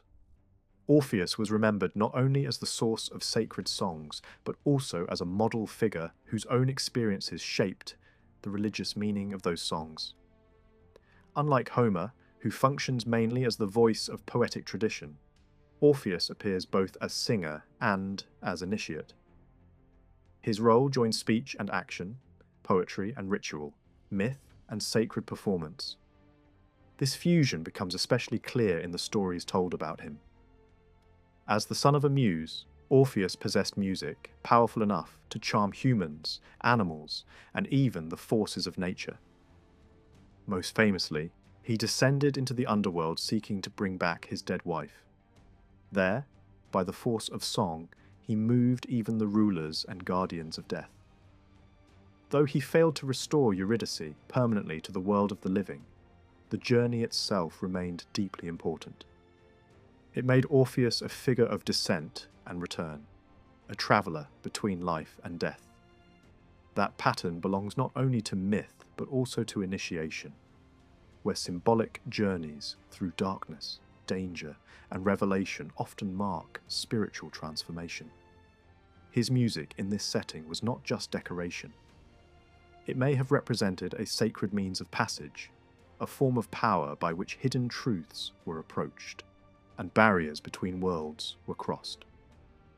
Other traditions place Orpheus among the Argonauts, where he not only takes part in heroic action, but also sings of the birth of the cosmos. In this way, he appears as both bard and adventurer, both poet and initiate, both narrator of origins and participant in ordeals. Some texts even portray him descending below in order to receive dreams or oracular knowledge, suggesting once again that revelation, death, and initiation belonged to the same symbolic field. Here, the contrast with Homer becomes very sharp. In Homeric poetry, ritual is certainly present, but the performance of epic itself is not identical, with the ritual acts described inside the story. The audience listens. The poem represents sacrifice, burial, oath-taking, mourning, and feasting, but those actions remain part of the narrative world. In the Orphic setting, the relationship seems more direct and more intimate. The myth was not merely told, it was echoed, enacted, and in some sense relived through ritual. A good example is the theme of violent tearing apart. In myth, Orpheus himself is destroyed by frenzied Thracian women who rip his body to pieces. This belongs to the wider Dionysian world, where madness can become a sacred force and where dismemberment appears as a shocking but meaningful image. Ancient ritual may have included acts in which an animal was torn apart and consumed in a state of sacred intensity. In such acts, the god was thought to be somehow present in the victim. This is important because the same world of imagery appears in the story of Dionysus, who, in Orphic tradition, is himself torn to pieces by the Titans. That parallel strongly binds Orpheus to Dionysian religion. Yet the two figures are not identical. Dionysus is a god. Orpheus is a hero. Their stories echo one another, but they do not collapse into one. When Dionysus is dismembered, his heart survives and becomes the seed of restoration. When Orpheus is torn apart, it is his head that remains alive with song. His body does not return in the same way, but his severed head continues to speak and sing. That image is powerful and revealing. It suggests that for Orphic tradition, survival is not merely a vague existence after death, like a shadow in the Homeric Underworld. Instead, what survives in Orpheus is a concentrated centre of living power, sacred voice, and unbroken knowledge. Even in death, he remains active. He does not simply fade into the realm of ghosts. He becomes a figure whose presence continues through oracle, cult, and memory. In some accounts, his head delivers prophecies. In others, it receives honour in a shrine. This means that Orpheus belongs not only to mythic narrative, but also to the religious world of hero cult, where the dead can continue to possess force, and where a burial place can become a centre of sacred presence. His continued song after death turns him into more than a dead poet. He becomes a living sign of continuity across the boundary that separates mortal life from the beyond. That continuity seems to have shaped the role of those who followed the path marked out in his name. Participation in Orphic rites may have involved some form of imitation of sacred suffering, sacred passage, or sacred transformation. The myths of Orpheus, Dionysus, and even the Titans were not distant stories only meant to be admired. They provided patterns for ritual understanding. By contrast, those who gathered for Homeric performance were listeners, not initiates reenacting the fate of the singer. Orphic discourse called for a more active involvement. It invited participation rather than observation alone. That helps explain why Orpheus held such a different position from Homer. He was not only an ancient poet, but also a founder of sacred acts. His authority did not depend solely on inspiration from the Muses, though that was part of it. It also rested on his own extraordinary power, his descent to the dead, his suffering, his survival, and his role as a revealer of hidden truth. Some traditions even portray him as a rival to Apollo, not just a servant of divine song, but a figure whose own voice carried almost equal force. In this way, the authority of Orpheus flowed from both poetry and myth, from both song and ordeal. Ancient tradition often pushed his prestige even further by making him older than Homer and Hesiod, almost the first of poets, even the father of song itself. Whether anyone truly believed in a historical Orpheus from such a distant age is less important than what this claim reveals. To place Orpheus before all others was to give him supreme authority. He became a source rather than a mere participant in tradition. In some accounts, Musaeus and others follow after him in a chain of succession, preserving and extending what began with him.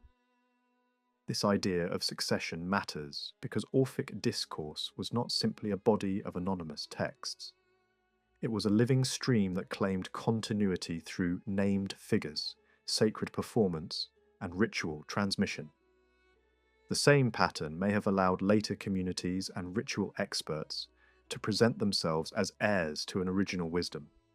The resulting image of Orpheus is complex. He belongs to the heroic past, yet he also resembles later holy men, healers, seers, and inspired teachers. He stands between myth and history. That ambiguity was not a weakness. It was part of his power. Because he could be seen both as a legendary bard and as a founder of sacred books and rites, He linked remote origins with present religious practice in a uniquely effective way. This also reveals the deepest difference between Homeric and Orphic authority. In Homeric tradition, the past is made present through performance and memory. The poet calls on the muses and sings of what happened long ago. In the Orphic world, the past returns not only in words but in rites. The sacred story becomes something to enter. The criterion for calling a poem Homeric was largely poetic form and narrative style. The criterion for calling a work Orphic was often its role in purification, initiation, and sacred teaching. This means that the relationship between words and acts was very different in the two traditions. Homer gave verbal form to heroic deeds. Orpheus stood at the point where sacred words and sacred acts met. His discourse invited people not only to hear of ancient events, but to pass through them in ritual form. That is why themes of death, descent, dismemberment, rebirth, purity, and revelation stand so close to the centre of the Orphic imagination. At the heart of this world lies one of its most striking symbols, the tearing apart and restoration of Dionysus. In that story, theology and ritual come together with unusual force. It is not just a myth about a god. It is also a vision of what existence itself may be, broken and remade, mortal and immortal, divided yet capable of return. And that is precisely why the Orphic tradition became such a powerful language for speaking about the fate of the soul, the meaning of suffering, and the hope that life might continue beyond death in a transformed state. The story unfolds in a striking and symbolic way. Dionysus, born from Zeus and Persephone, is destined to inherit divine power. As an infant, he is hidden away in a sacred cave, protected by guardians who dance in ritual motion around him. Yet this protection fails. The Titans, disguising themselves by covering their faces, approach the child with toys, luring him into a trap. What follows is brutal and deeply significant. The child is torn apart, divided into pieces, then cooked and consumed, but the destruction is not complete. His heart survives, rescued and returned to Zeus. In fury, Zeus destroys the Titans with lightning, and from their ashes humanity is born. From what remains of the child, Dionysus is brought back to life. This story has often been understood as a symbolic reflection of initiation.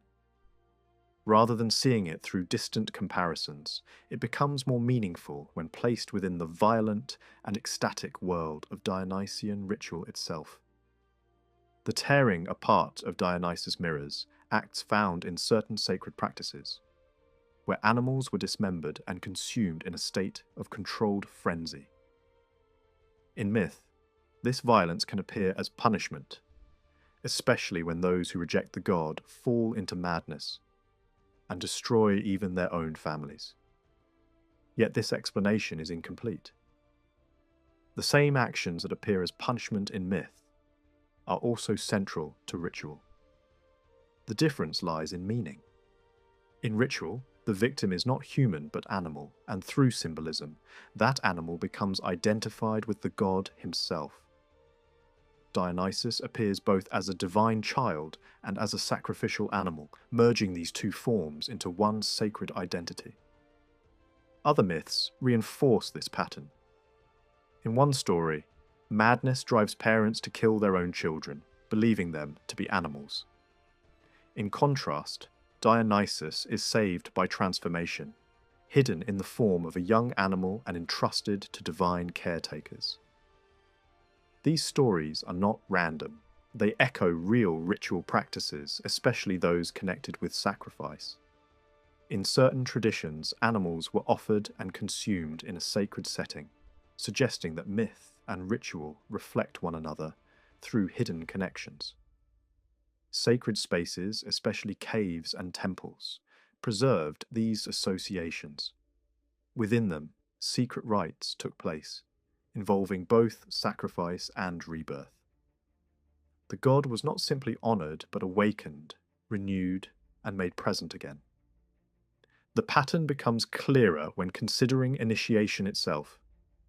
Those who entered these rites did not remain passive observers. They took part in actions that mirrored the fate of Dionysus. Through symbolic participation, they shared in the act of destruction and the promise of renewal. In some cases, this included the ritual consumption of flesh, an act that carried deep meaning. It was not simple violence, but a controlled, sacred act that linked the participant to the divine. Yet this act also carried a sense of guilt. The same being who was consumed was also revered. This paradox lay at the heart of the ritual. Because of this, initiation did not end with participation alone. It required transformation. After taking part in the sacred act, the initiate entered a new state. They were purified, renamed, and symbolically reborn. To be called Bacchus was not just a title, but an identification with the god. The individual was no longer merely human, but had taken on a divine aspect. This transformation marked a break from ordinary existence. It represented a passage from mortality into a higher form of being. This passage was often described as a kind of death followed by rebirth. The initiate symbolically died to their former condition and emerged into a new state. The old life, tied to physical existence and limitation, was left behind. What replaced it was a form of continuity, a life that persisted beyond death. This idea was not simply poetic. It formed the core of a belief that human existence could transcend its natural limits. At the same time, this process carried a deeper implication. Humanity itself was believed to share in the guilt of the original act, the destruction of the divine. Because humans were born from the remains of those who committed that act, they carried within them a form of inherited impurity. Ritual repetition of the act, followed by purification, allowed individuals to confront and overcome this condition. Through this process, they could move toward release. Not everyone accepted this logic. Some observers saw contradiction in the idea of cleansing oneself through acts that involved blood and violence. The attempt to purify through such means appeared paradoxical. Yet within the ritual framework, this paradox was essential. The act itself revealed the problem, and the transformation that followed provided the solution. From this point, the idea of repeated existence begins to take shape. The soul was believed to pass through different forms of life, bound to a cycle that could only be broken through knowledge and purification. This belief did not always appear in clear theoretical form within the myths themselves, but it emerged through interpretation and philosophical reflection. Thinkers associated with these traditions developed the idea that the soul moves from one body to another, driven by necessity, until it achieves release. Even without formal doctrine, the myths already contained the seeds of this idea. They spoke of continuity beyond death, of transformation rather than annihilation.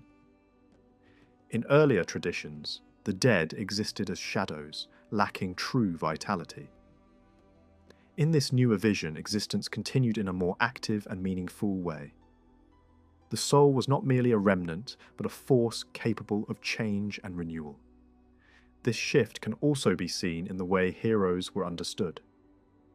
In earlier belief, heroes existed in a distant realm, separated from the living. In later traditions, they became active presences, capable of influencing the world. They could appear in dreams, deliver messages, and offer guidance. Contact with them required special conditions, often involving descent into sacred spaces or altered states of awareness. Through these experiences, individuals could approach the boundary between life and death.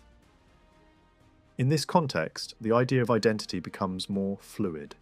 A single being could appear in different forms across time, yet remain fundamentally the same. Stories about figures who remembered previous lives reflect this belief. The important element was not the specific identities, but the continuity that connected them. Life was not a single, isolated event, but part of a larger process. Initiation rituals reinforced this idea. Participants entered spaces that symbolized death, such as caves or underground chambers. There, they experienced a state similar to sleep, a condition that blurred the line between life and death. When they emerged, they were considered transformed. The experience represented a passage through death into renewed existence. This connection between sleep, death, and rebirth carried profound meaning. In ordinary life, sleep was already seen as a temporary departure from consciousness. In ritual, this became a model for a deeper transformation. The initiate did not simply rest, but entered a symbolic death, from which they returned changed. This process mirrored the journey of the soul itself. Over time, these ideas became linked with broader beliefs about the nature of existence. Life was no longer seen as a straight path from birth to death, but as a cycle. Yet this cycle was not endless. Through knowledge, discipline, and ritual, it could be broken. The goal was not to continue returning, but to escape the cycle entirely. Symbols played an important role in expressing this idea. Certain patterns, such as the sequence of life, death, and renewed life, appeared in inscriptions and sacred texts. These patterns suggested continuity beyond destruction, a movement that passed through death but did not end there. The structure itself carried meaning, pointing toward transformation rather than repetition. At the same time, mythological narratives reflected similar patterns. Gods were born, destroyed, and reborn. The same divine force could appear in different forms, yet remain constant.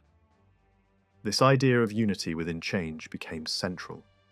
It suggested that beneath all transformations, there was a single, enduring reality. Philosophical thought later expressed this in more abstract terms.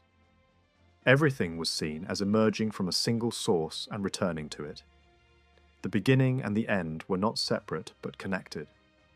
Life, death, and rebirth formed a continuous process, part of a larger whole. Within this framework, initiation became a way of aligning with that deeper reality. By passing through symbolic death, the initiate entered into the pattern of transformation that defined existence itself. The experience was not merely personal, but cosmic, reflecting the structure of the universe. In this sense, the journey of the soul was both individual and universal. Each person participated in a process that extended beyond their own life. Through ritual and understanding, they could move toward a state that was no longer bound by ordinary limits. Even physical symbols were interpreted in this light. Flowing water, for example, was associated with both life and generation. It represented movement, transition, and continuity. In some traditions, it was linked to the process by which life is created and renewed. At the same time, it marked the boundary between different states of existence. Ritual use of water reinforced this symbolism. Drinking from one source could erase memory, while another could restore it. Together, they defined the passage between worlds. To forget was to leave behind the old condition.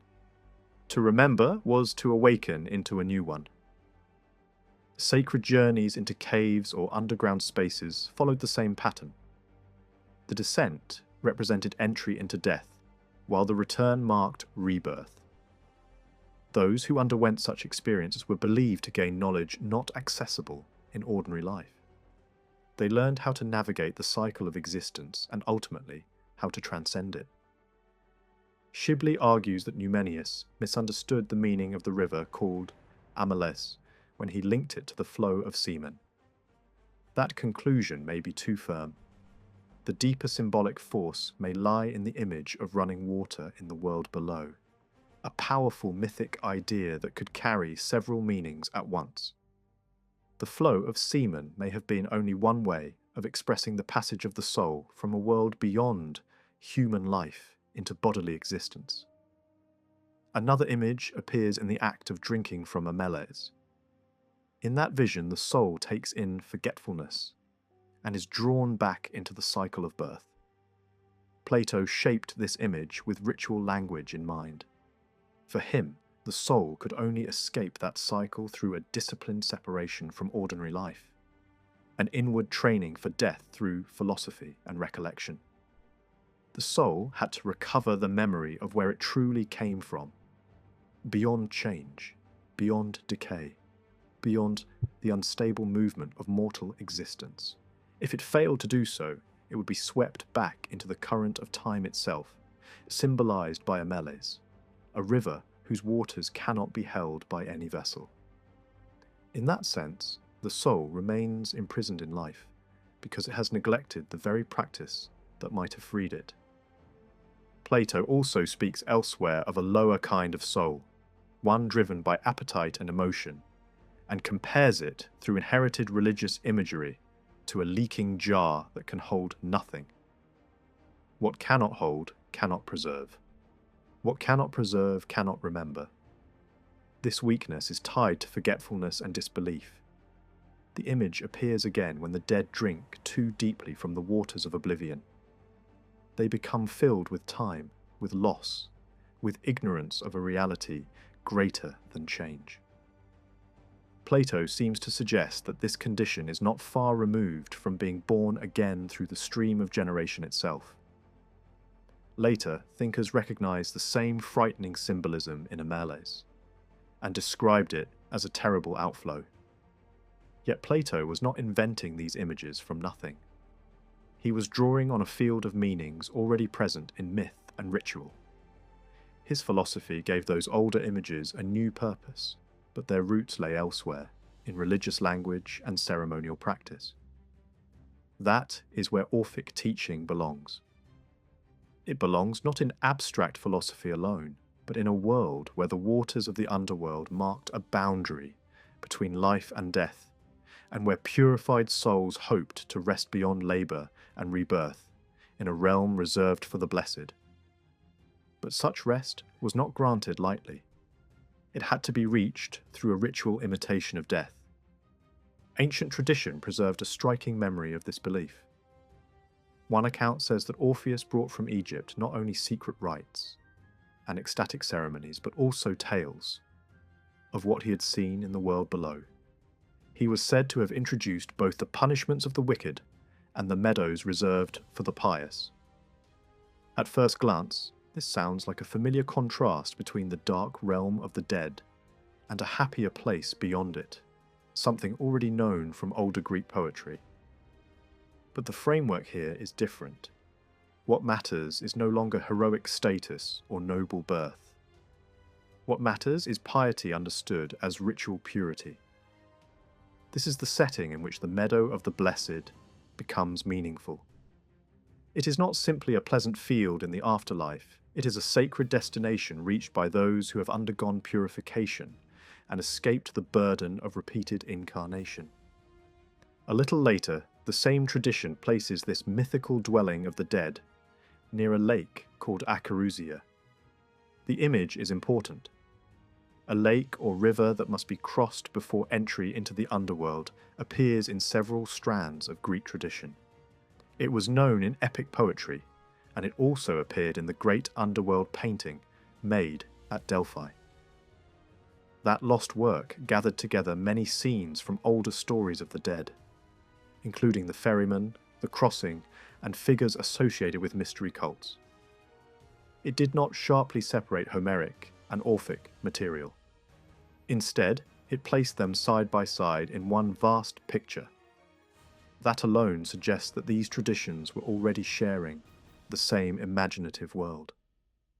On one side stood Odysseus at the trench of sacrifice. Elsewhere sat Orpheus with his lyre.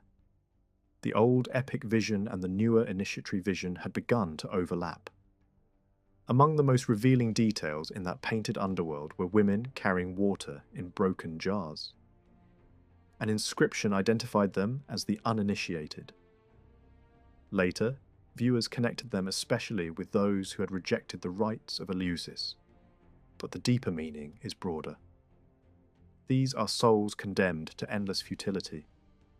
Their labour never ends because it was never completed in life. The image matches other scenes in Greek literature where the uninitiated or impure are associated with leaking vessels, mud, and hopeless repetition.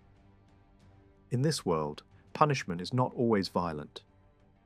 Sometimes it is simply the endless continuation of what should have been overcome.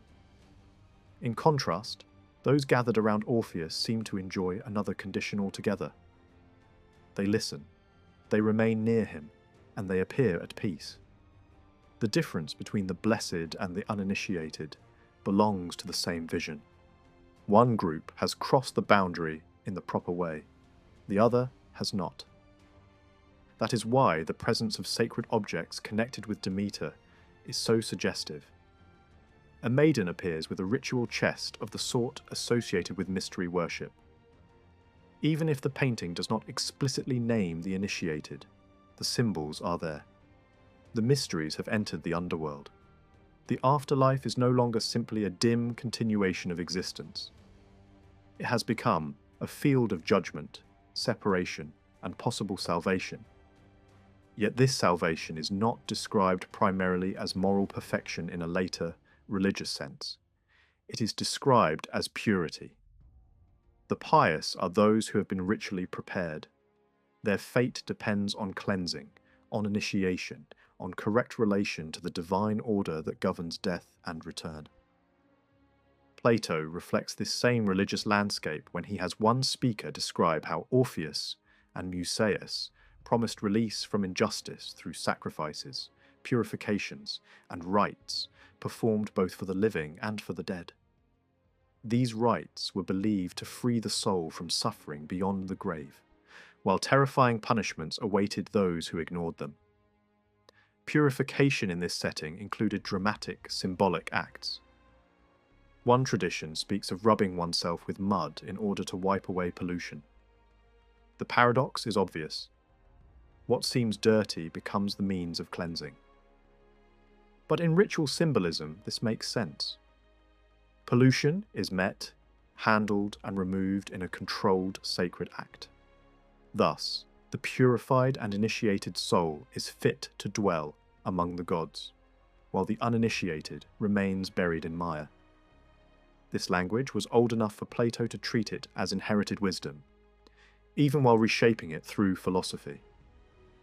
Comedy preserves the same imagery in a darker and more mocking form. In one famous scene, the impious and polluted are shown wallowing in filth and darkness, while nearby the initiated dance in meadows and celebrate with music. Both groups inhabit the same underworld, but not the same condition.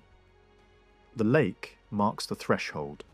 Around it gather punishment, procession, and sacred song. The initiated are described as moving close to the gate of the god below, while the unworthy remain trapped in shame and decay. This underworld is not merely a place one reaches after physical death. It also mirrors a ritual reality enacted before death. The rites allow participants to enter symbolically into the world beyond while still alive. In that sense, the underworld exists twice, once as a final destination and once as a sacred pattern embodied in initiation. This double meaning explains why the language of death becomes so central. When Plato speaks of rites for the dead, he is not only referring to funerals, he is also pointing toward ritual experiences in which the living pass through a symbolic death before the body has actually died. The play of language around initiation and dying reflects this link. To be initiated is, in a sense, to undergo a rehearsal of death. A theatrical performance of the underworld could even invite its audience to imagine themselves within that same sacred drama. The spectators become, for a moment, figures standing at the edge between worlds. In Orphic thought, this reversal goes even deeper. Earthly life itself is often described as a form of death. The soul is trapped in the body as in a prison or tomb, paying for an ancient offence and confined to the cycle of becoming. This idea appears in several philosophical and religious traditions connected with the same world of belief. The body is not simply flesh. It is confinement. Life is not simply vitality. It is exile. Death, therefore, is not always the enemy. In the right context, it becomes release. What ordinary people call life may be only a dim and ignorant state compared to the true life that belongs beyond the body. That is why purification matters so much. Without it, the soul remains stuck in the impure condition of embodied existence and returns again and again to mortal birth. The symbolism of water and mud belongs directly to this system. In one version of Orphic cosmogony, the beginning of all things contains water and mud before the earth takes form. Water suggests a pure state of being. Mud suggests entanglement, heaviness, and material existence. In ritual, these same elements are used again, but now as signs of transition. Mud may represent the dense garment of flesh that clings to the soul. Through purification, the initiate wipes away what binds and obscures. The aim is not only release from present life, but also escape from the cycle that continually forces the soul back into bodies. The ritual does not deny pollution by pretending it does not exist. It stages it, touches it, and transforms it.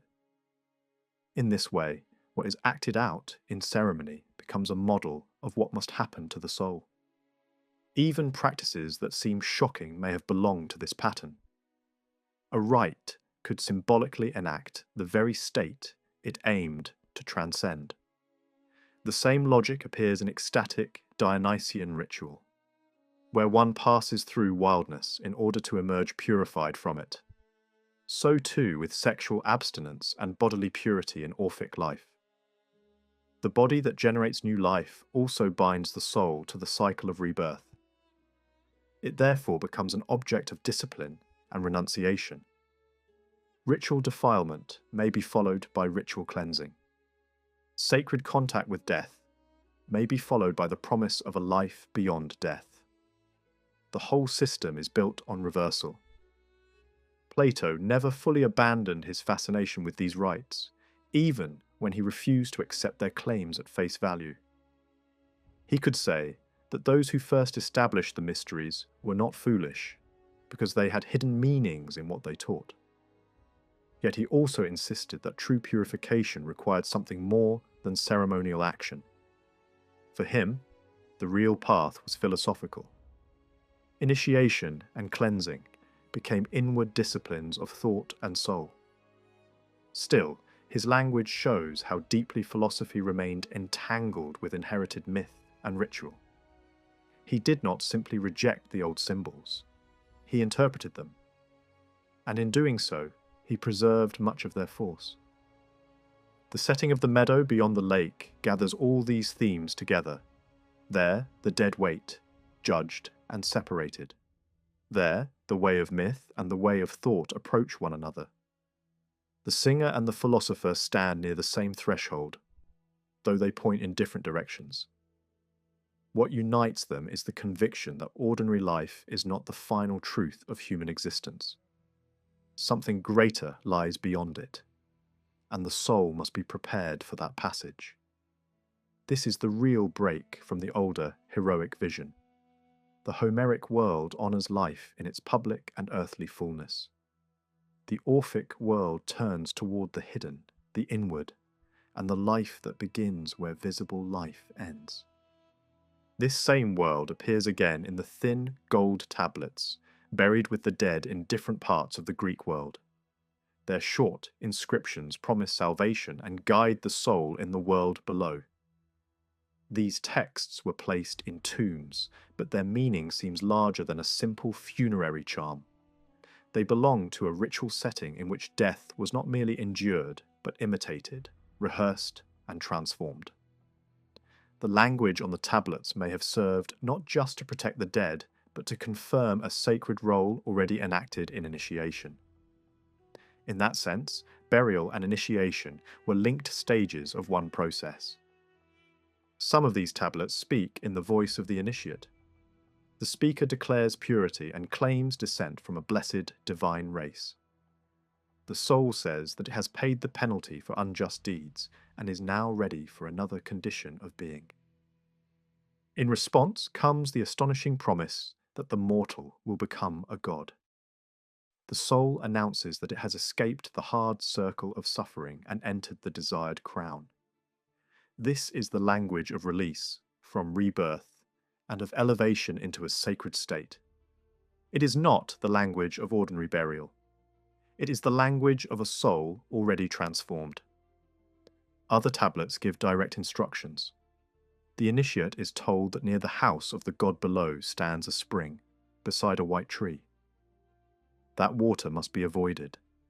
Another source must be sought instead, the cold water flowing from the lake of memory. There, the soul must declare its true origin, born of earth and starry heaven, and ask for the water that preserves remembrance. The contrast is absolute. One water leads to forgetfulness. The other leads to knowledge of one's divine beginning.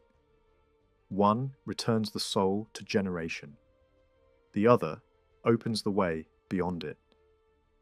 This contrast becomes even clearer when compared with the tale of a man who descended into a sacred chasm to consult an oracle. Before entering, he drank from two springs, one of forgetfulness and one of memory. The first erased the ordinary world. The second preserved what he would witness below. After returning, he was placed on the seat of memory and questioned about what he had seen. This ritual descent resembles a symbolic death. The initiate enters darkness, crosses a boundary, sees what belongs to another world, and returns changed. The pattern is unmistakable. The soul must forget the false certainty of ordinary life in order to remember a deeper truth. Seen in this light, the gold tablets make far more sense. They do not merely hand the dead a password for the next world. They preserve the words of a role the initiate had already learned to inhabit. They belong to a liturgical pattern in which death and rebirth were ritually enacted.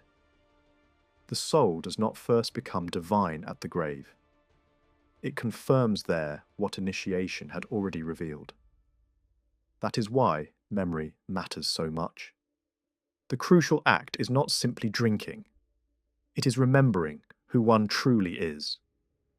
Even the visual world of funerary art reflects this belief. One terracotta image from southern Italy shows a small winged male figure held in the embrace of Persephone. In his hand he carries a crown and seems to step into or out of a circle formed in her lap.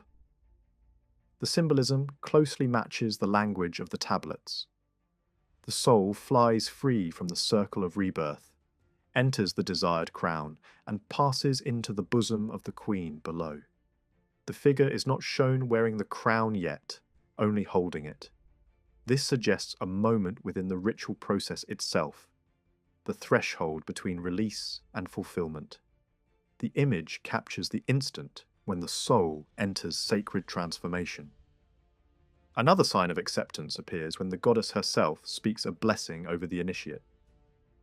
Her words do more than praise, they confirm that a transformation has already taken place. After that divine blessing, the initiate answers with a strange and memorable image, saying that, like a young goat, it has fallen into milk. A similar formula appears on the Palinna tablets, where the initiate is addressed first as a bull that has leapt into milk, and later as a ram.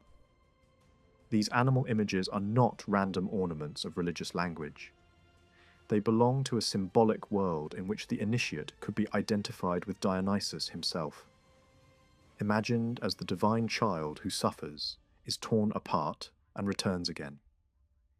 In different forms, whether kid, bull, or ram, the initiate seems to take on the role of the god and pass through his pattern of death and renewal. The image of entering milk may therefore point to a sacred change of state, a movement from violence and division toward purification, nourishment, and rebirth. This symbolism becomes even more striking when placed beside the sacrificial side of Bacchic and Orphic ritual. The same animals that stand for the god may also stand for those initiated into his mysteries. In that setting, ritual killing was not simply destruction. It was a dark imitation of a deeper truth. Through defilement came purification. Through symbolic violence came the promise of release from bodily existence. In some traditions, Persephone appears as the power who grants this salvation. In others, Dionysus himself, especially in his liberating aspect, is the one who frees the initiate. The Palinna texts bring these strands together. They speak of Bacchus as the one who loosens the bonds of mortality, while still keeping Persephone close to the centre of the sacred drama. Taken together, the different tablets suggest a consistent ritual identity. The initiate is the sacred animal, the one who has passed through death, the one who has entered milk, the one who is now counted among the followers of the god.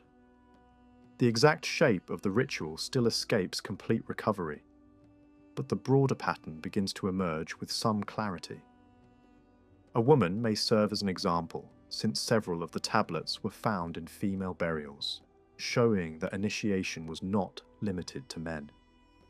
She enters a sacred space marked off from ordinary life, perhaps a circular area that stands for the world below. Some act of descent may form part of this experience. The place she enters is imagined as a version of the underworld, perhaps like the meadows promised to the blessed. Yet this ritual landscape is divided. Running water, or perhaps a lake, separates one condition from another. On one side lies the region of forgetfulness, shadow, and punishment, associated with those who remain uninitiated. Their state mirrors ordinary human life itself, a life trapped in ignorance and in the recurring burden of mortality. Their presence may be ritually represented as a warning, or even as a living image of what the initiate must leave behind. To pass beyond that condition, the initiate must prove that she belongs elsewhere. She does this first through memory. She drinks from the water that preserves remembrance rather than from the water that erases it. Then she speaks the sacred formulas that declare her true condition and her hoped-for destiny. Alongside these words comes sacrifice, an act in which blood is drawn and life is touched at its deepest and most dangerous level. This may represent a final repetition of the ancient crime from which human suffering began. Then comes purification. The initiate rubs the body with mud, taking on pollution in order to remove it, entering defilement as part of the process of leaving it behind. At the end of this passage, she is named as one of the inspired followers of Bacchus, and receives the right to wear the crown that marks completion. That crown is not a decoration, it is proof that the rite has reached its end. At that moment, the great reversal becomes complete. The cycle of birth is brought to a stop. End and beginning meet. What had appeared to be life is exposed as a kind of death, and what had seemed to be death opens into a truer life. The entire ritual rests on this inversion. Human beings are not moving from life into extinction, but from a false and burdened life toward a state understood as liberation. The initiate crosses that threshold symbolically, before crossing it in fact. The rite makes the future visible in the present. This helps illuminate the deaths of Orpheus and Dionysus as well. Both figures are dismembered, yet neither is reduced to simple annihilation.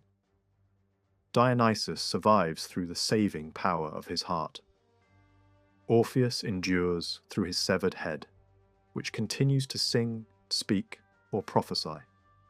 In older epic tradition, the head and the heart could sometimes serve as signs of the inner self, much like the shadowy image that survives after death. But in Orphic religion, these parts begin to point toward a stronger idea of immortality. They no longer suggest only a fading trace. They suggest an enduring centre of life that cannot be extinguished by bodily destruction. In that religious language, the head and heart become vessels of sacred continuity. A fragment attributed to Orpheus reflects this shift in a revealing way. There, Musaeus is urged to preserve divine truth within mind and heart, guarding what was spoken from the oldest beginnings of the cosmos. Memory here is not a passive storehouse. It is an inner act of protection, an active holding fast to what belongs to the divine order. This is crucial. In both Homeric and Orphic tradition, memory keeps the unseen alive. But the nature of that unseen world is very different in each case. In Homer, the dead endure largely because they are remembered by others, above all, through song. Their existence depends on commemoration. They survive as figures held in the memory of the living and restored through the voice of the poet. The singer receives that past through the muses, daughters of memory, and gives it form again in performance. The dead are not powerful on their own. They are kept present through epic recall. That kind of memory is public, external, and tied to the recreation of a heroic past. It does not create continuity between past and present in the modern sense. Instead, it brings a distant and authoritative world into the present for the duration of the performance. In that sense, epic song is itself a ritual. It does not merely describe the past. It makes the past present again by repeating it in sacred form. The poet does not claim personal access to hidden truth through ordinary sight. He depends on a higher voice, one that knows because it witnessed. This gives the singer something in common with the seer. Both stand close to divine knowledge. Both are blind, in a sense, to ordinary appearances and yet capable of perceiving what lies beyond them. Orphic memory moves in another direction. Here, the visible world is what must be forgotten, or at least stripped of its authority. The reality worth remembering is not a heroic age long gone, but an original and timeless condition of divine existence. The purpose of ritual is not simply to repeat a story from the past, but to awaken that deeper memory within the soul itself. Memory is called upon as a goddess, who rouses the initiate and drives away oblivion. In this setting, remembrance is not historical. It is ontological. It concerns what the soul truly is beneath its temporary condition. The sacred formulas spoken in the Underworld are effective because they arise from this awakened memory. The initiate remembers a divine origin and, by doing so, speaks from a place beyond ordinary mortality. This marks a profound change in the status of the soul. In epic tradition, the soul is an object of memory. Others remember it. In Orphic thought, the soul becomes the subject of memory. It remembers. That shift changes everything. The invisible self no longer depends entirely on the songs of others to preserve it. It carries within itself the power to recover its own truth. This is why the story of Orpheus remained so important. His head, even after death, continues to bear its own song. It does not wait to be remembered by others. It remembers and proclaims. In that sense, Orpheus becomes the mythical image of the soul that survives through inner knowledge rather than external commemoration. The image of the head floating downriver captures this idea with great force. Swept along by the current, it still sings.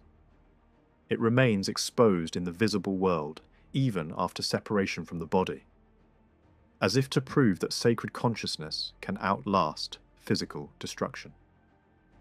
Some traditions connect that river journey to Orpheus's own lineage, linking him to a river god and giving the scene an almost cosmic scale.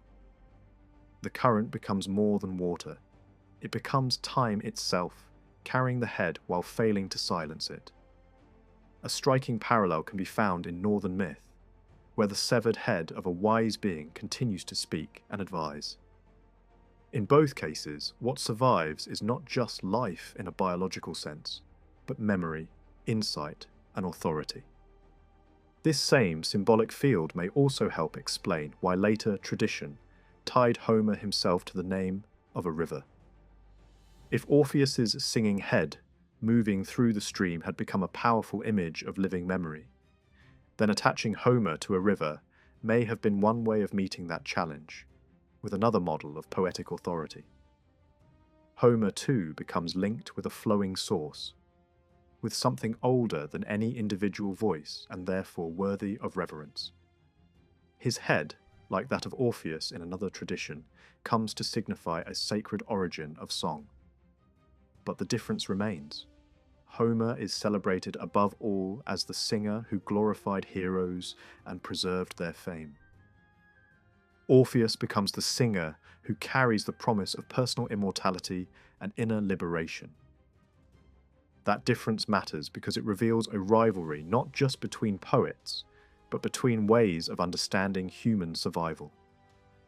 One tradition preserves the dead by public remembrance and heroic poetry.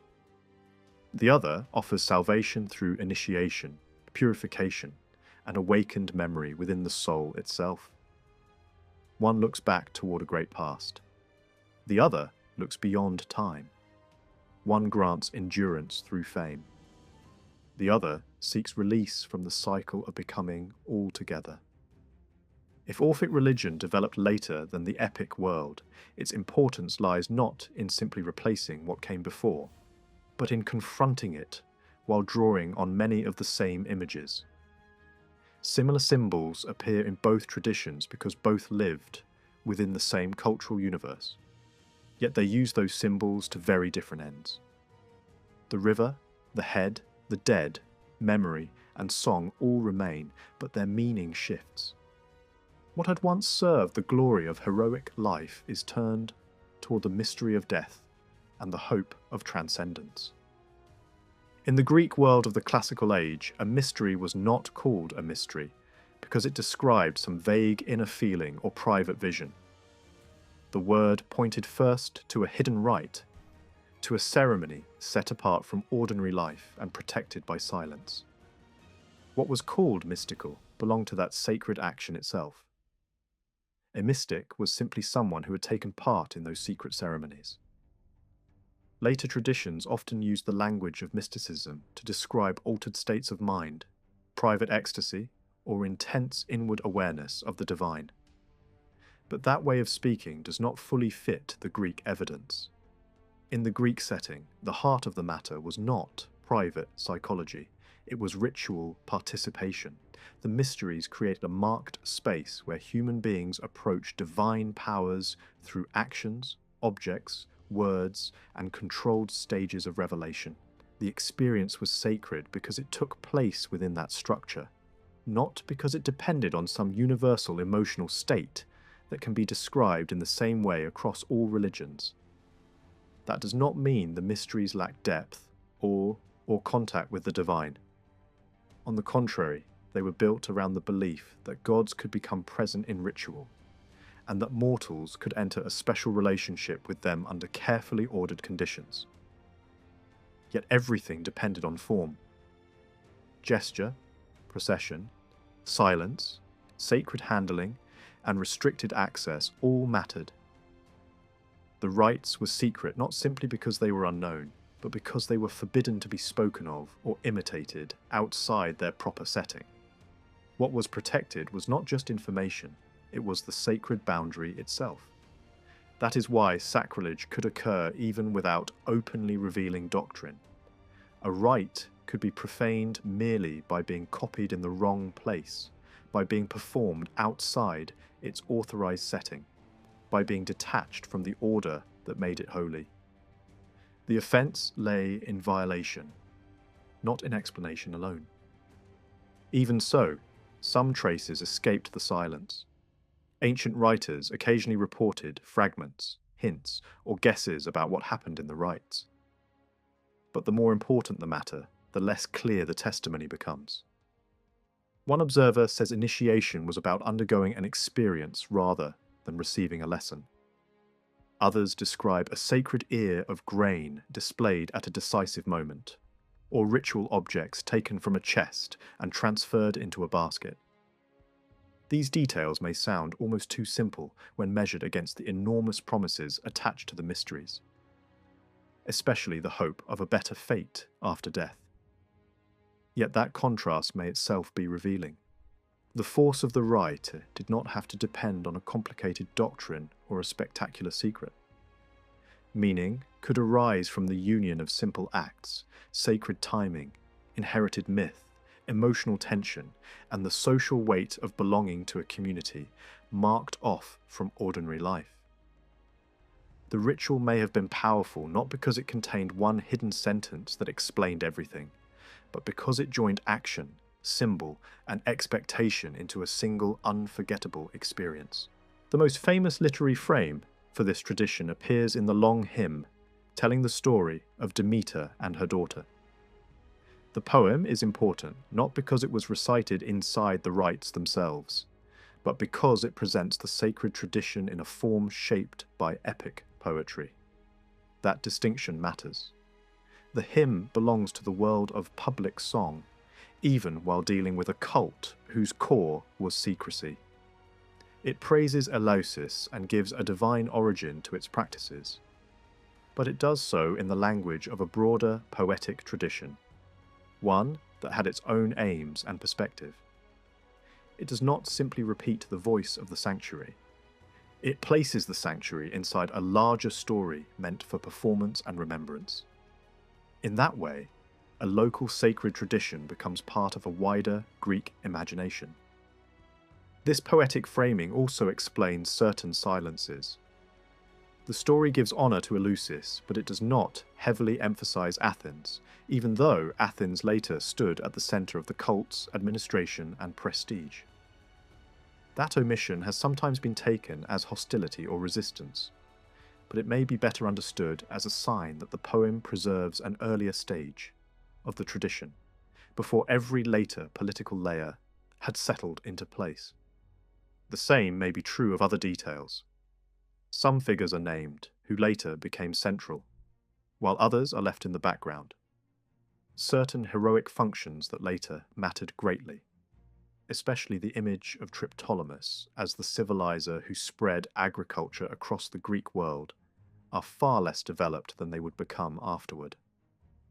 This gives the impression of a mythic form still close to older local roots, even as it is already being drawn into a pan-Hellenic frame.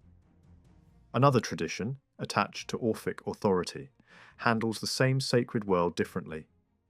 There, local identity and sacred genealogy stand out more sharply. The land, the old families, and the ancient possessors of the place are more openly emphasized. Figures like Eumolpus and Triptolemus are tied not only to the mystery, but also to the beginnings of cultivation itself. In that version, those who welcome the goddess are not merely characters in a story. They become signs of rootedness, of an older order claiming authority over the sacred place. This is more than a variation in myth. It reflects a different strategy of representation.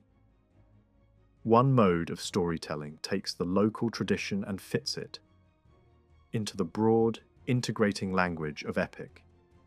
The other strengthens its ancestral and initiatory force by binding it to sacred lineage and esoteric authority. Yet neither of these approaches completely erased the other. The cult of Demeter at Eleusis was older than either literary version. Long before poets shaped the myth into polished narrative, the place had already been sacred. The earliest historical signs point toward a cult centered on fertility, grain, and the recurring life of the earth. At some point, that older agricultural frame became linked to hopes about death, blessedness, and what awaited human beings beyond the grave. This transformation is one of the most significant developments in Greek religion. A local cult tied to the growth of grain became a mystery, promising more than prosperity. It offered an answer, or at least a response, to mortality. That change made the tradition available to wider religious movements and competing forms of sacred authority. The shift also helps explain why Eleusis became such an important meeting point between old ritual and new interpretation. A cult, once focused on vegetation, could now speak to the fate of the soul. A place where the grain rose and vanished with the seasons could become a place where human beings faced the question of death and return. It is no surprise that different traditions sought to claim or reshape such a centre. The old local sacred ground had become a stage on which broader Greek ideas about life, death, purity, memory, and salvation could be played out. That is why the Eleusinian tradition cannot be reduced to one school, one doctrine, or one poet. It remained its own powerful reality even while becoming a battleground of meanings. By the classical period, the ritual duties connected with the greater festival were divided between important priestly families. One branch handled the side of the celebration connected to Athens, while another held the highest authority over the inner rites, at Eleusis itself. But even these arrangements, which later seem fixed, point back to an older and less stable world of claims, legends, and negotiations. The ancestors of these priestly lines were themselves figures of myth, and their origins were not always clear or uncontested.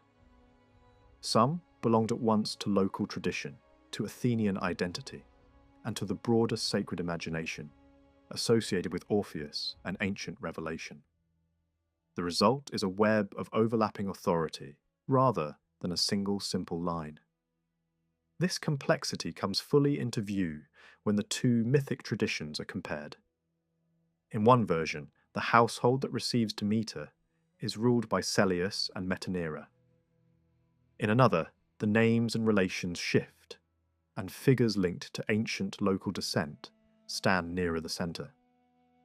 The differences are not accidental. They show how sacred history could be rearranged to serve different visions of the cult's meaning. One version softens or passes over local claims in favour of a story suited to the wide horizon of epic song. The other insists more strongly on ancestral rootedness and on a sacred order closer to initiatory discourse. Both are trying to establish legitimacy. Both are speaking about the same holy place. But they are doing so from different positions. The relation between agriculture and initiation is especially revealing here. In one telling, the gift of grain and the foundation of the mysteries stand clearly together. The goddess restores fertility to the earth and then gives sacred rites to chosen men. In another, the emphasis falls more heavily on cultivation itself, and on the heroes who first sow or teach the seed. It might seem at first that one tradition is about mysteries, while the other is about civilization. But the two themes are harder to separate than they first appear. The gift of grain was never only economic. It was bound to life, death, burial, return, nourishment, and dependence on powers hidden beneath the earth. Agriculture itself already carried a language of descent and re-emergence. For that reason, the spread of cultivation and the promise of initiation could easily belong to the same sacred world, even when different texts placed their emphasis differently. The central myth makes this especially clear. The story begins with loss, but it is not an ordinary loss. Persephone is seized and carried below, and Demeter seems to sense disaster almost before she fully understands it. The cry of the daughter reaches the mother, and the mother's grief begins at once. She veils herself in darkness and moves as if death has already entered the world. That reaction matters, because Persephone has not literally died. Yet the mother responds as though she has. The abduction is treated as a kind of death, a passage into invisibility, a removal from the realm where mother and daughter can still look upon one another. Demeter then searches with torches through days and nights of anguish. She refuses the food and drink that belong to the divine life. In doing so, she steps away from the condition of immortality. Her grief is not merely emotional, it changes her mode of being. She leaves the world of the gods and takes on the shape of an old human woman. She enters Eleusis in disguise as though sorrow itself has drawn a goddess down into the level of mortal existence. This descent is one of the most important movements in the story. The Divine Mother, deprived of her daughter, moves toward humanity and accepts the signs of weakness, age, and earthly limitation. At the palace, this downward movement continues. She is invited in, given a seat, and treated as a stranger in need of shelter. Yet her hidden greatness can still flash out. For a moment, her divine presence fills the house. Then she lowers herself again and sits in silence, hidden beneath her veil, refusing ordinary comfort. The scene is both intimate and charged with sacred meaning. The goddess is there, yet not fully there. She is present among mortals while still withdrawn from them. She is visible, yet hidden. The household senses that something immense has entered its space, even before it knows her name. Then comes the episode with the child. Demeter agrees to nurse the infant Demophoon, and in that role she attempts something extraordinary. She feeds him not as a human nurse would, but as a goddess. She anoints him with divine substance, she breathes upon him. At night, she places him in the fire. The act is terrifying from a human point of view, yet its purpose is not destruction. She is trying to burn away mortality itself. The child is being drawn toward a divine condition. What his mother sees as danger is, from the goddess's side, a gift beyond measure. But the human household cannot endure the sight. Metanira cries out in fear, and the process is broken. This interruption is decisive. Demeter's anger erupts again, but now its target has shifted. At first, her grief was caused by the hidden agreements and force of gods. Now, it is the ignorance of mortals that blocks the transformation she intended. She reveals herself and makes clear what has been lost. The child might have become free from age and death, but that possibility is now gone. He will remain mortal. Still, because he has rested in the goddess's care, he will receive unfading honor. This failed attempt to immortalize a child becomes one of the key moments in the whole story. The barrier between divine and human life has been approached, almost crossed, and then restored. A mortal cannot simply be turned into a god without rupture. Human fear intervenes. Mortality holds. At this point, Demeter demands a temple and an altar, and she promises to establish rites, through which her favor may later be won. Only then does the narrative fully open toward cult. The myth does not describe every ritual detail, but it explains why ritual is necessary. Something has gone wrong in the structure of existence. The daughter is below. The mother is alienated from the gods. The child who nearly crossed the boundary has failed to do so. The world has become unstable. Ritual will be the means by which this broken relation is acknowledged, ordered, and made bearable. Demeter then withdraws into her sanctuary and withholds fertility from the earth. Grain remains buried. Nothing rises. Humanity stands on the edge of destruction, and the gods themselves are threatened with the loss of honor, since human beings can no longer make offerings if the fields are dead. This is a cosmic crisis, but it is expressed in agricultural form. The Earth's barrenness is not merely a punishment, it is the visible sign that the relation between life and death, above and below mother and daughter, has been torn out of balance. As long as Persephone remains hidden, the grain too remains hidden. The world cannot proceed. Only when the daughter is allowed to return does restoration begin. Hermes leads her upward, and Demeter can once again see her with her own eyes. That language of sight is crucial. What had become invisible becomes visible again. The mother and daughter are reunited, and yet the reunion is not complete. Persephone has eaten the pomegranate seed. She belongs now, in part, to the underworld. She cannot remain entirely above. The solution is not simple recovery. It is division. She will spend one part of the year below and the rest above. The old unity is gone. In its place stands a new order built on alternation. That change gives Persephone a double identity. She is still the maiden, the daughter who returns to her mother, but she is also queen below, joined forever to the lord of the dead. She belongs to both realms.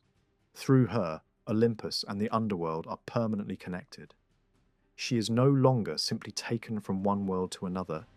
She becomes the bridge between them. This is why her figure mattered so deeply in the religious imagination. She embodies the truth that life and death are not sealed off from one another. They touch, exchange, and depend on one another. The grain hidden in the earth and rising again is one image of that truth. Persephone herself is another. The pattern extends even further. Demeter leaves divine ease and enters the sphere of mortality. Demophoon, a mortal child, almost receives immortality but falls back into the human condition. Persephone leaves the upper world for the lower and then returns, but not completely. Each major figure crosses a boundary and is changed by it. The drama is built from these crossings. Tension arises because the proper limits between divine and human, living and dead, upper and lower, are disturbed. Resolution comes not by erasing the disturbance, but by transforming it into a lasting arrangement. Death is not abolished. Mortality is not undone. Instead, a new balance is formed, in which separation and reunion, descent and return, become part of the world's order. This is why the grain is so important. It is not merely a convenient symbol added later. It belongs to the same structure as Persephone. Buried below, it disappears from sight. Then it rises. It is at once hidden and revealed, dead and alive in appearance, of the earth and yet reaching upward. Grain is the visible form of a deeper law. Persephone expresses that law in personal and divine form. She is the maiden who vanishes and returns, the child who belongs to the mother and the bride who belongs below. Through her, the agricultural cycle and the fate of the soul can be imagined within the same sacred horizon. This also helps explain why the mysteries could carry an eschatological promise without needing to announce a fully developed doctrine of the afterlife. The myth itself already teaches that disappearance is not simple extinction, that descent may lead to return, that hiddenness is not the same as non-being, and that a bond can survive passage into the world below. What the initiate encounters in ritual may therefore have been less a secret piece of information than a structured experience of these truths. The sacred drama, the objects displayed, the grain, the darkness, the movement, the waiting, and the revelation all belonged to a language in which nature, mortality, and divine order were inseparable. The shifting boundaries between divine and human, life and death, light and darkness, unfold in the story in a way that strongly resembles a ritual process. The confusion of these levels is not random. It follows a pattern that suggests deliberate structure, something that would have been meaningful within sacred practice. Even if the similarity between myth and ritual cannot be mapped in every detail, the connection feels intentional. The narrative does not simply describe events. It reflects a system of actions, transformations, and reversals that mirror what initiates may have experienced. Before exploring those ritual parallels more deeply, it is necessary to look more closely at the cult traditions that the story itself points toward. One detail stands out immediately. The child Demophoon does not become immortal, even though he comes close. Instead, he receives a different kind of honor, one that lasts beyond death but does not remove him from it. This kind of lasting honour belongs to the world of hero cults.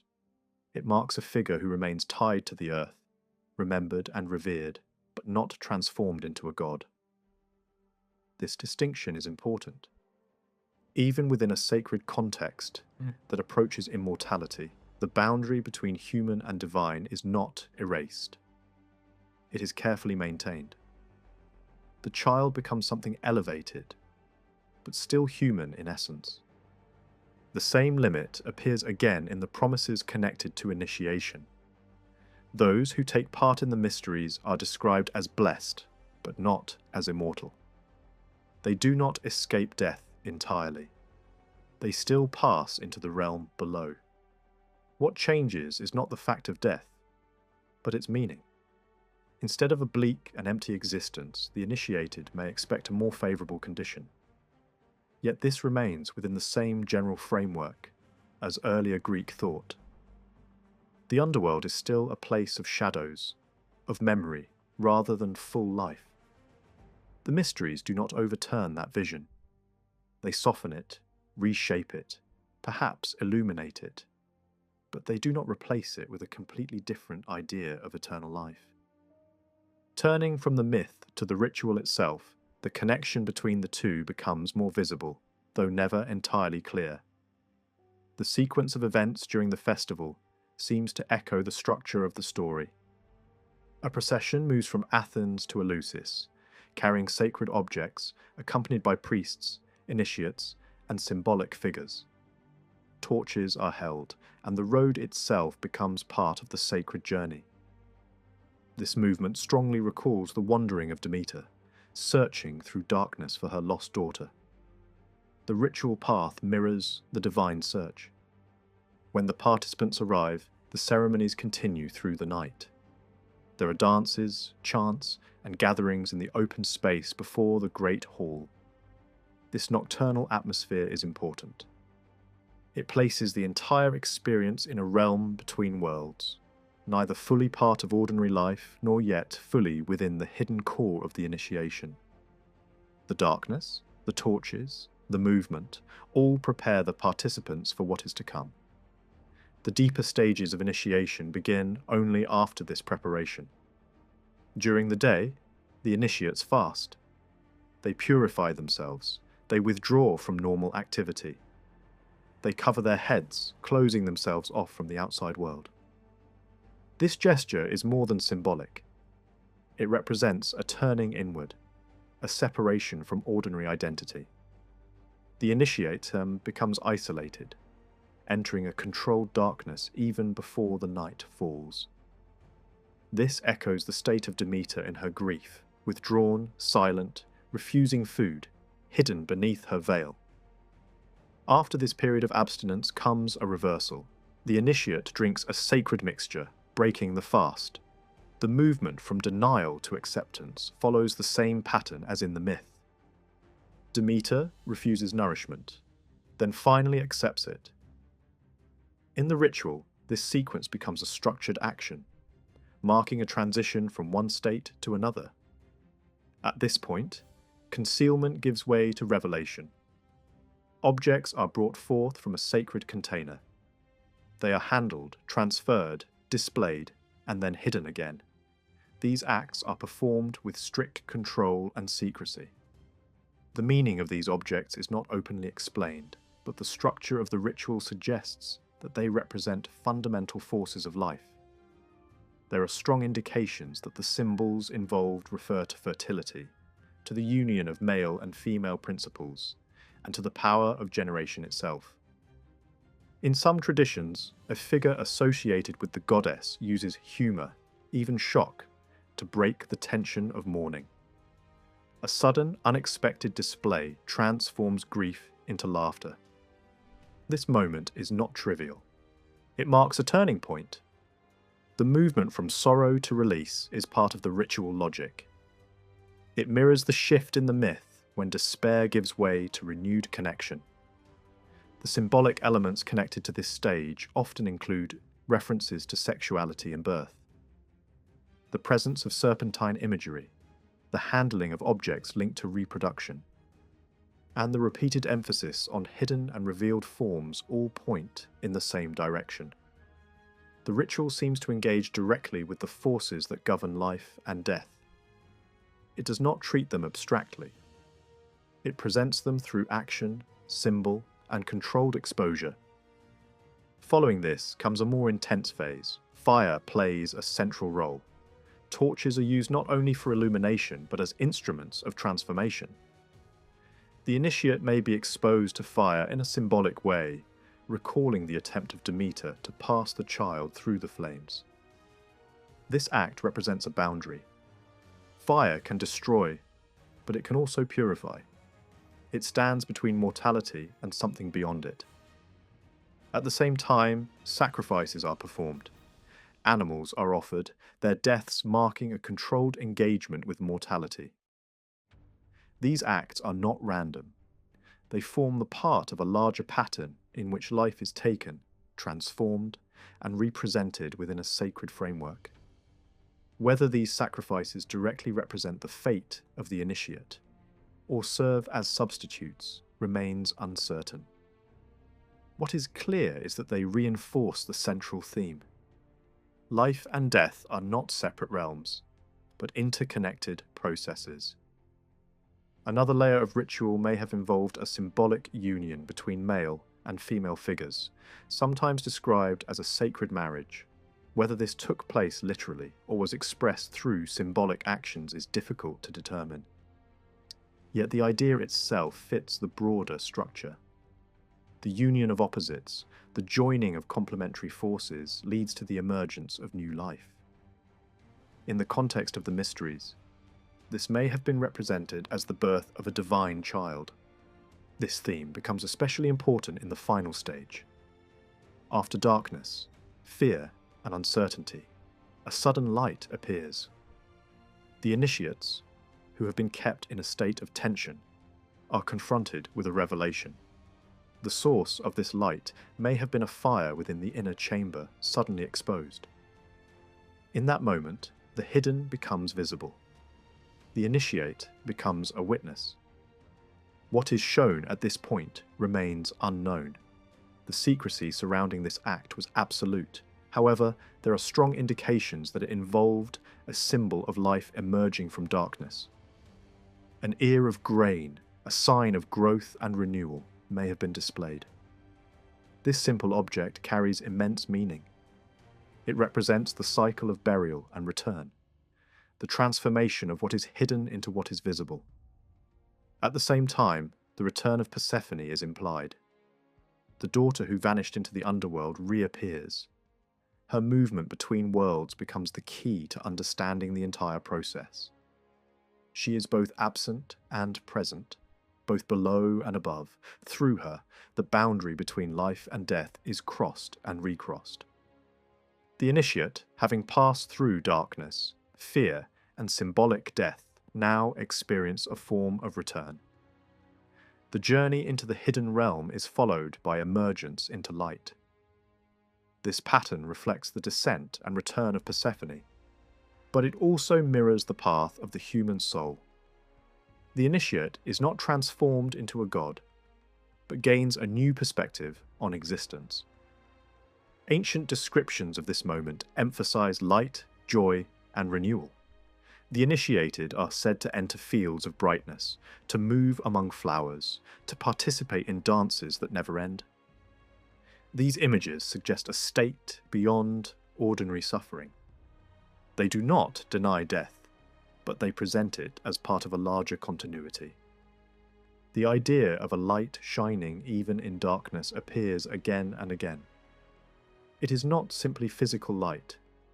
It represents knowledge, presence, and a form of existence that persists beyond visible life. The initiate, having seen this light, is marked as different from those who have not. Throughout this process, the figure of the divine child remains central. Whether understood as a symbol of rebirth, as a manifestation of divine power, or as a reflection of the initiate's own transformation, the child represents continuity. Life does not end. It changes form. It passes through darkness and returns. The mysteries do not reveal this truth through explanation. They enact it. They guide the initiate through a series of controlled experiences, each one reflecting a part of the larger pattern. By the end, the initiate has not learned a doctrine in the usual sense. Instead, something has been seen, felt, and undergone.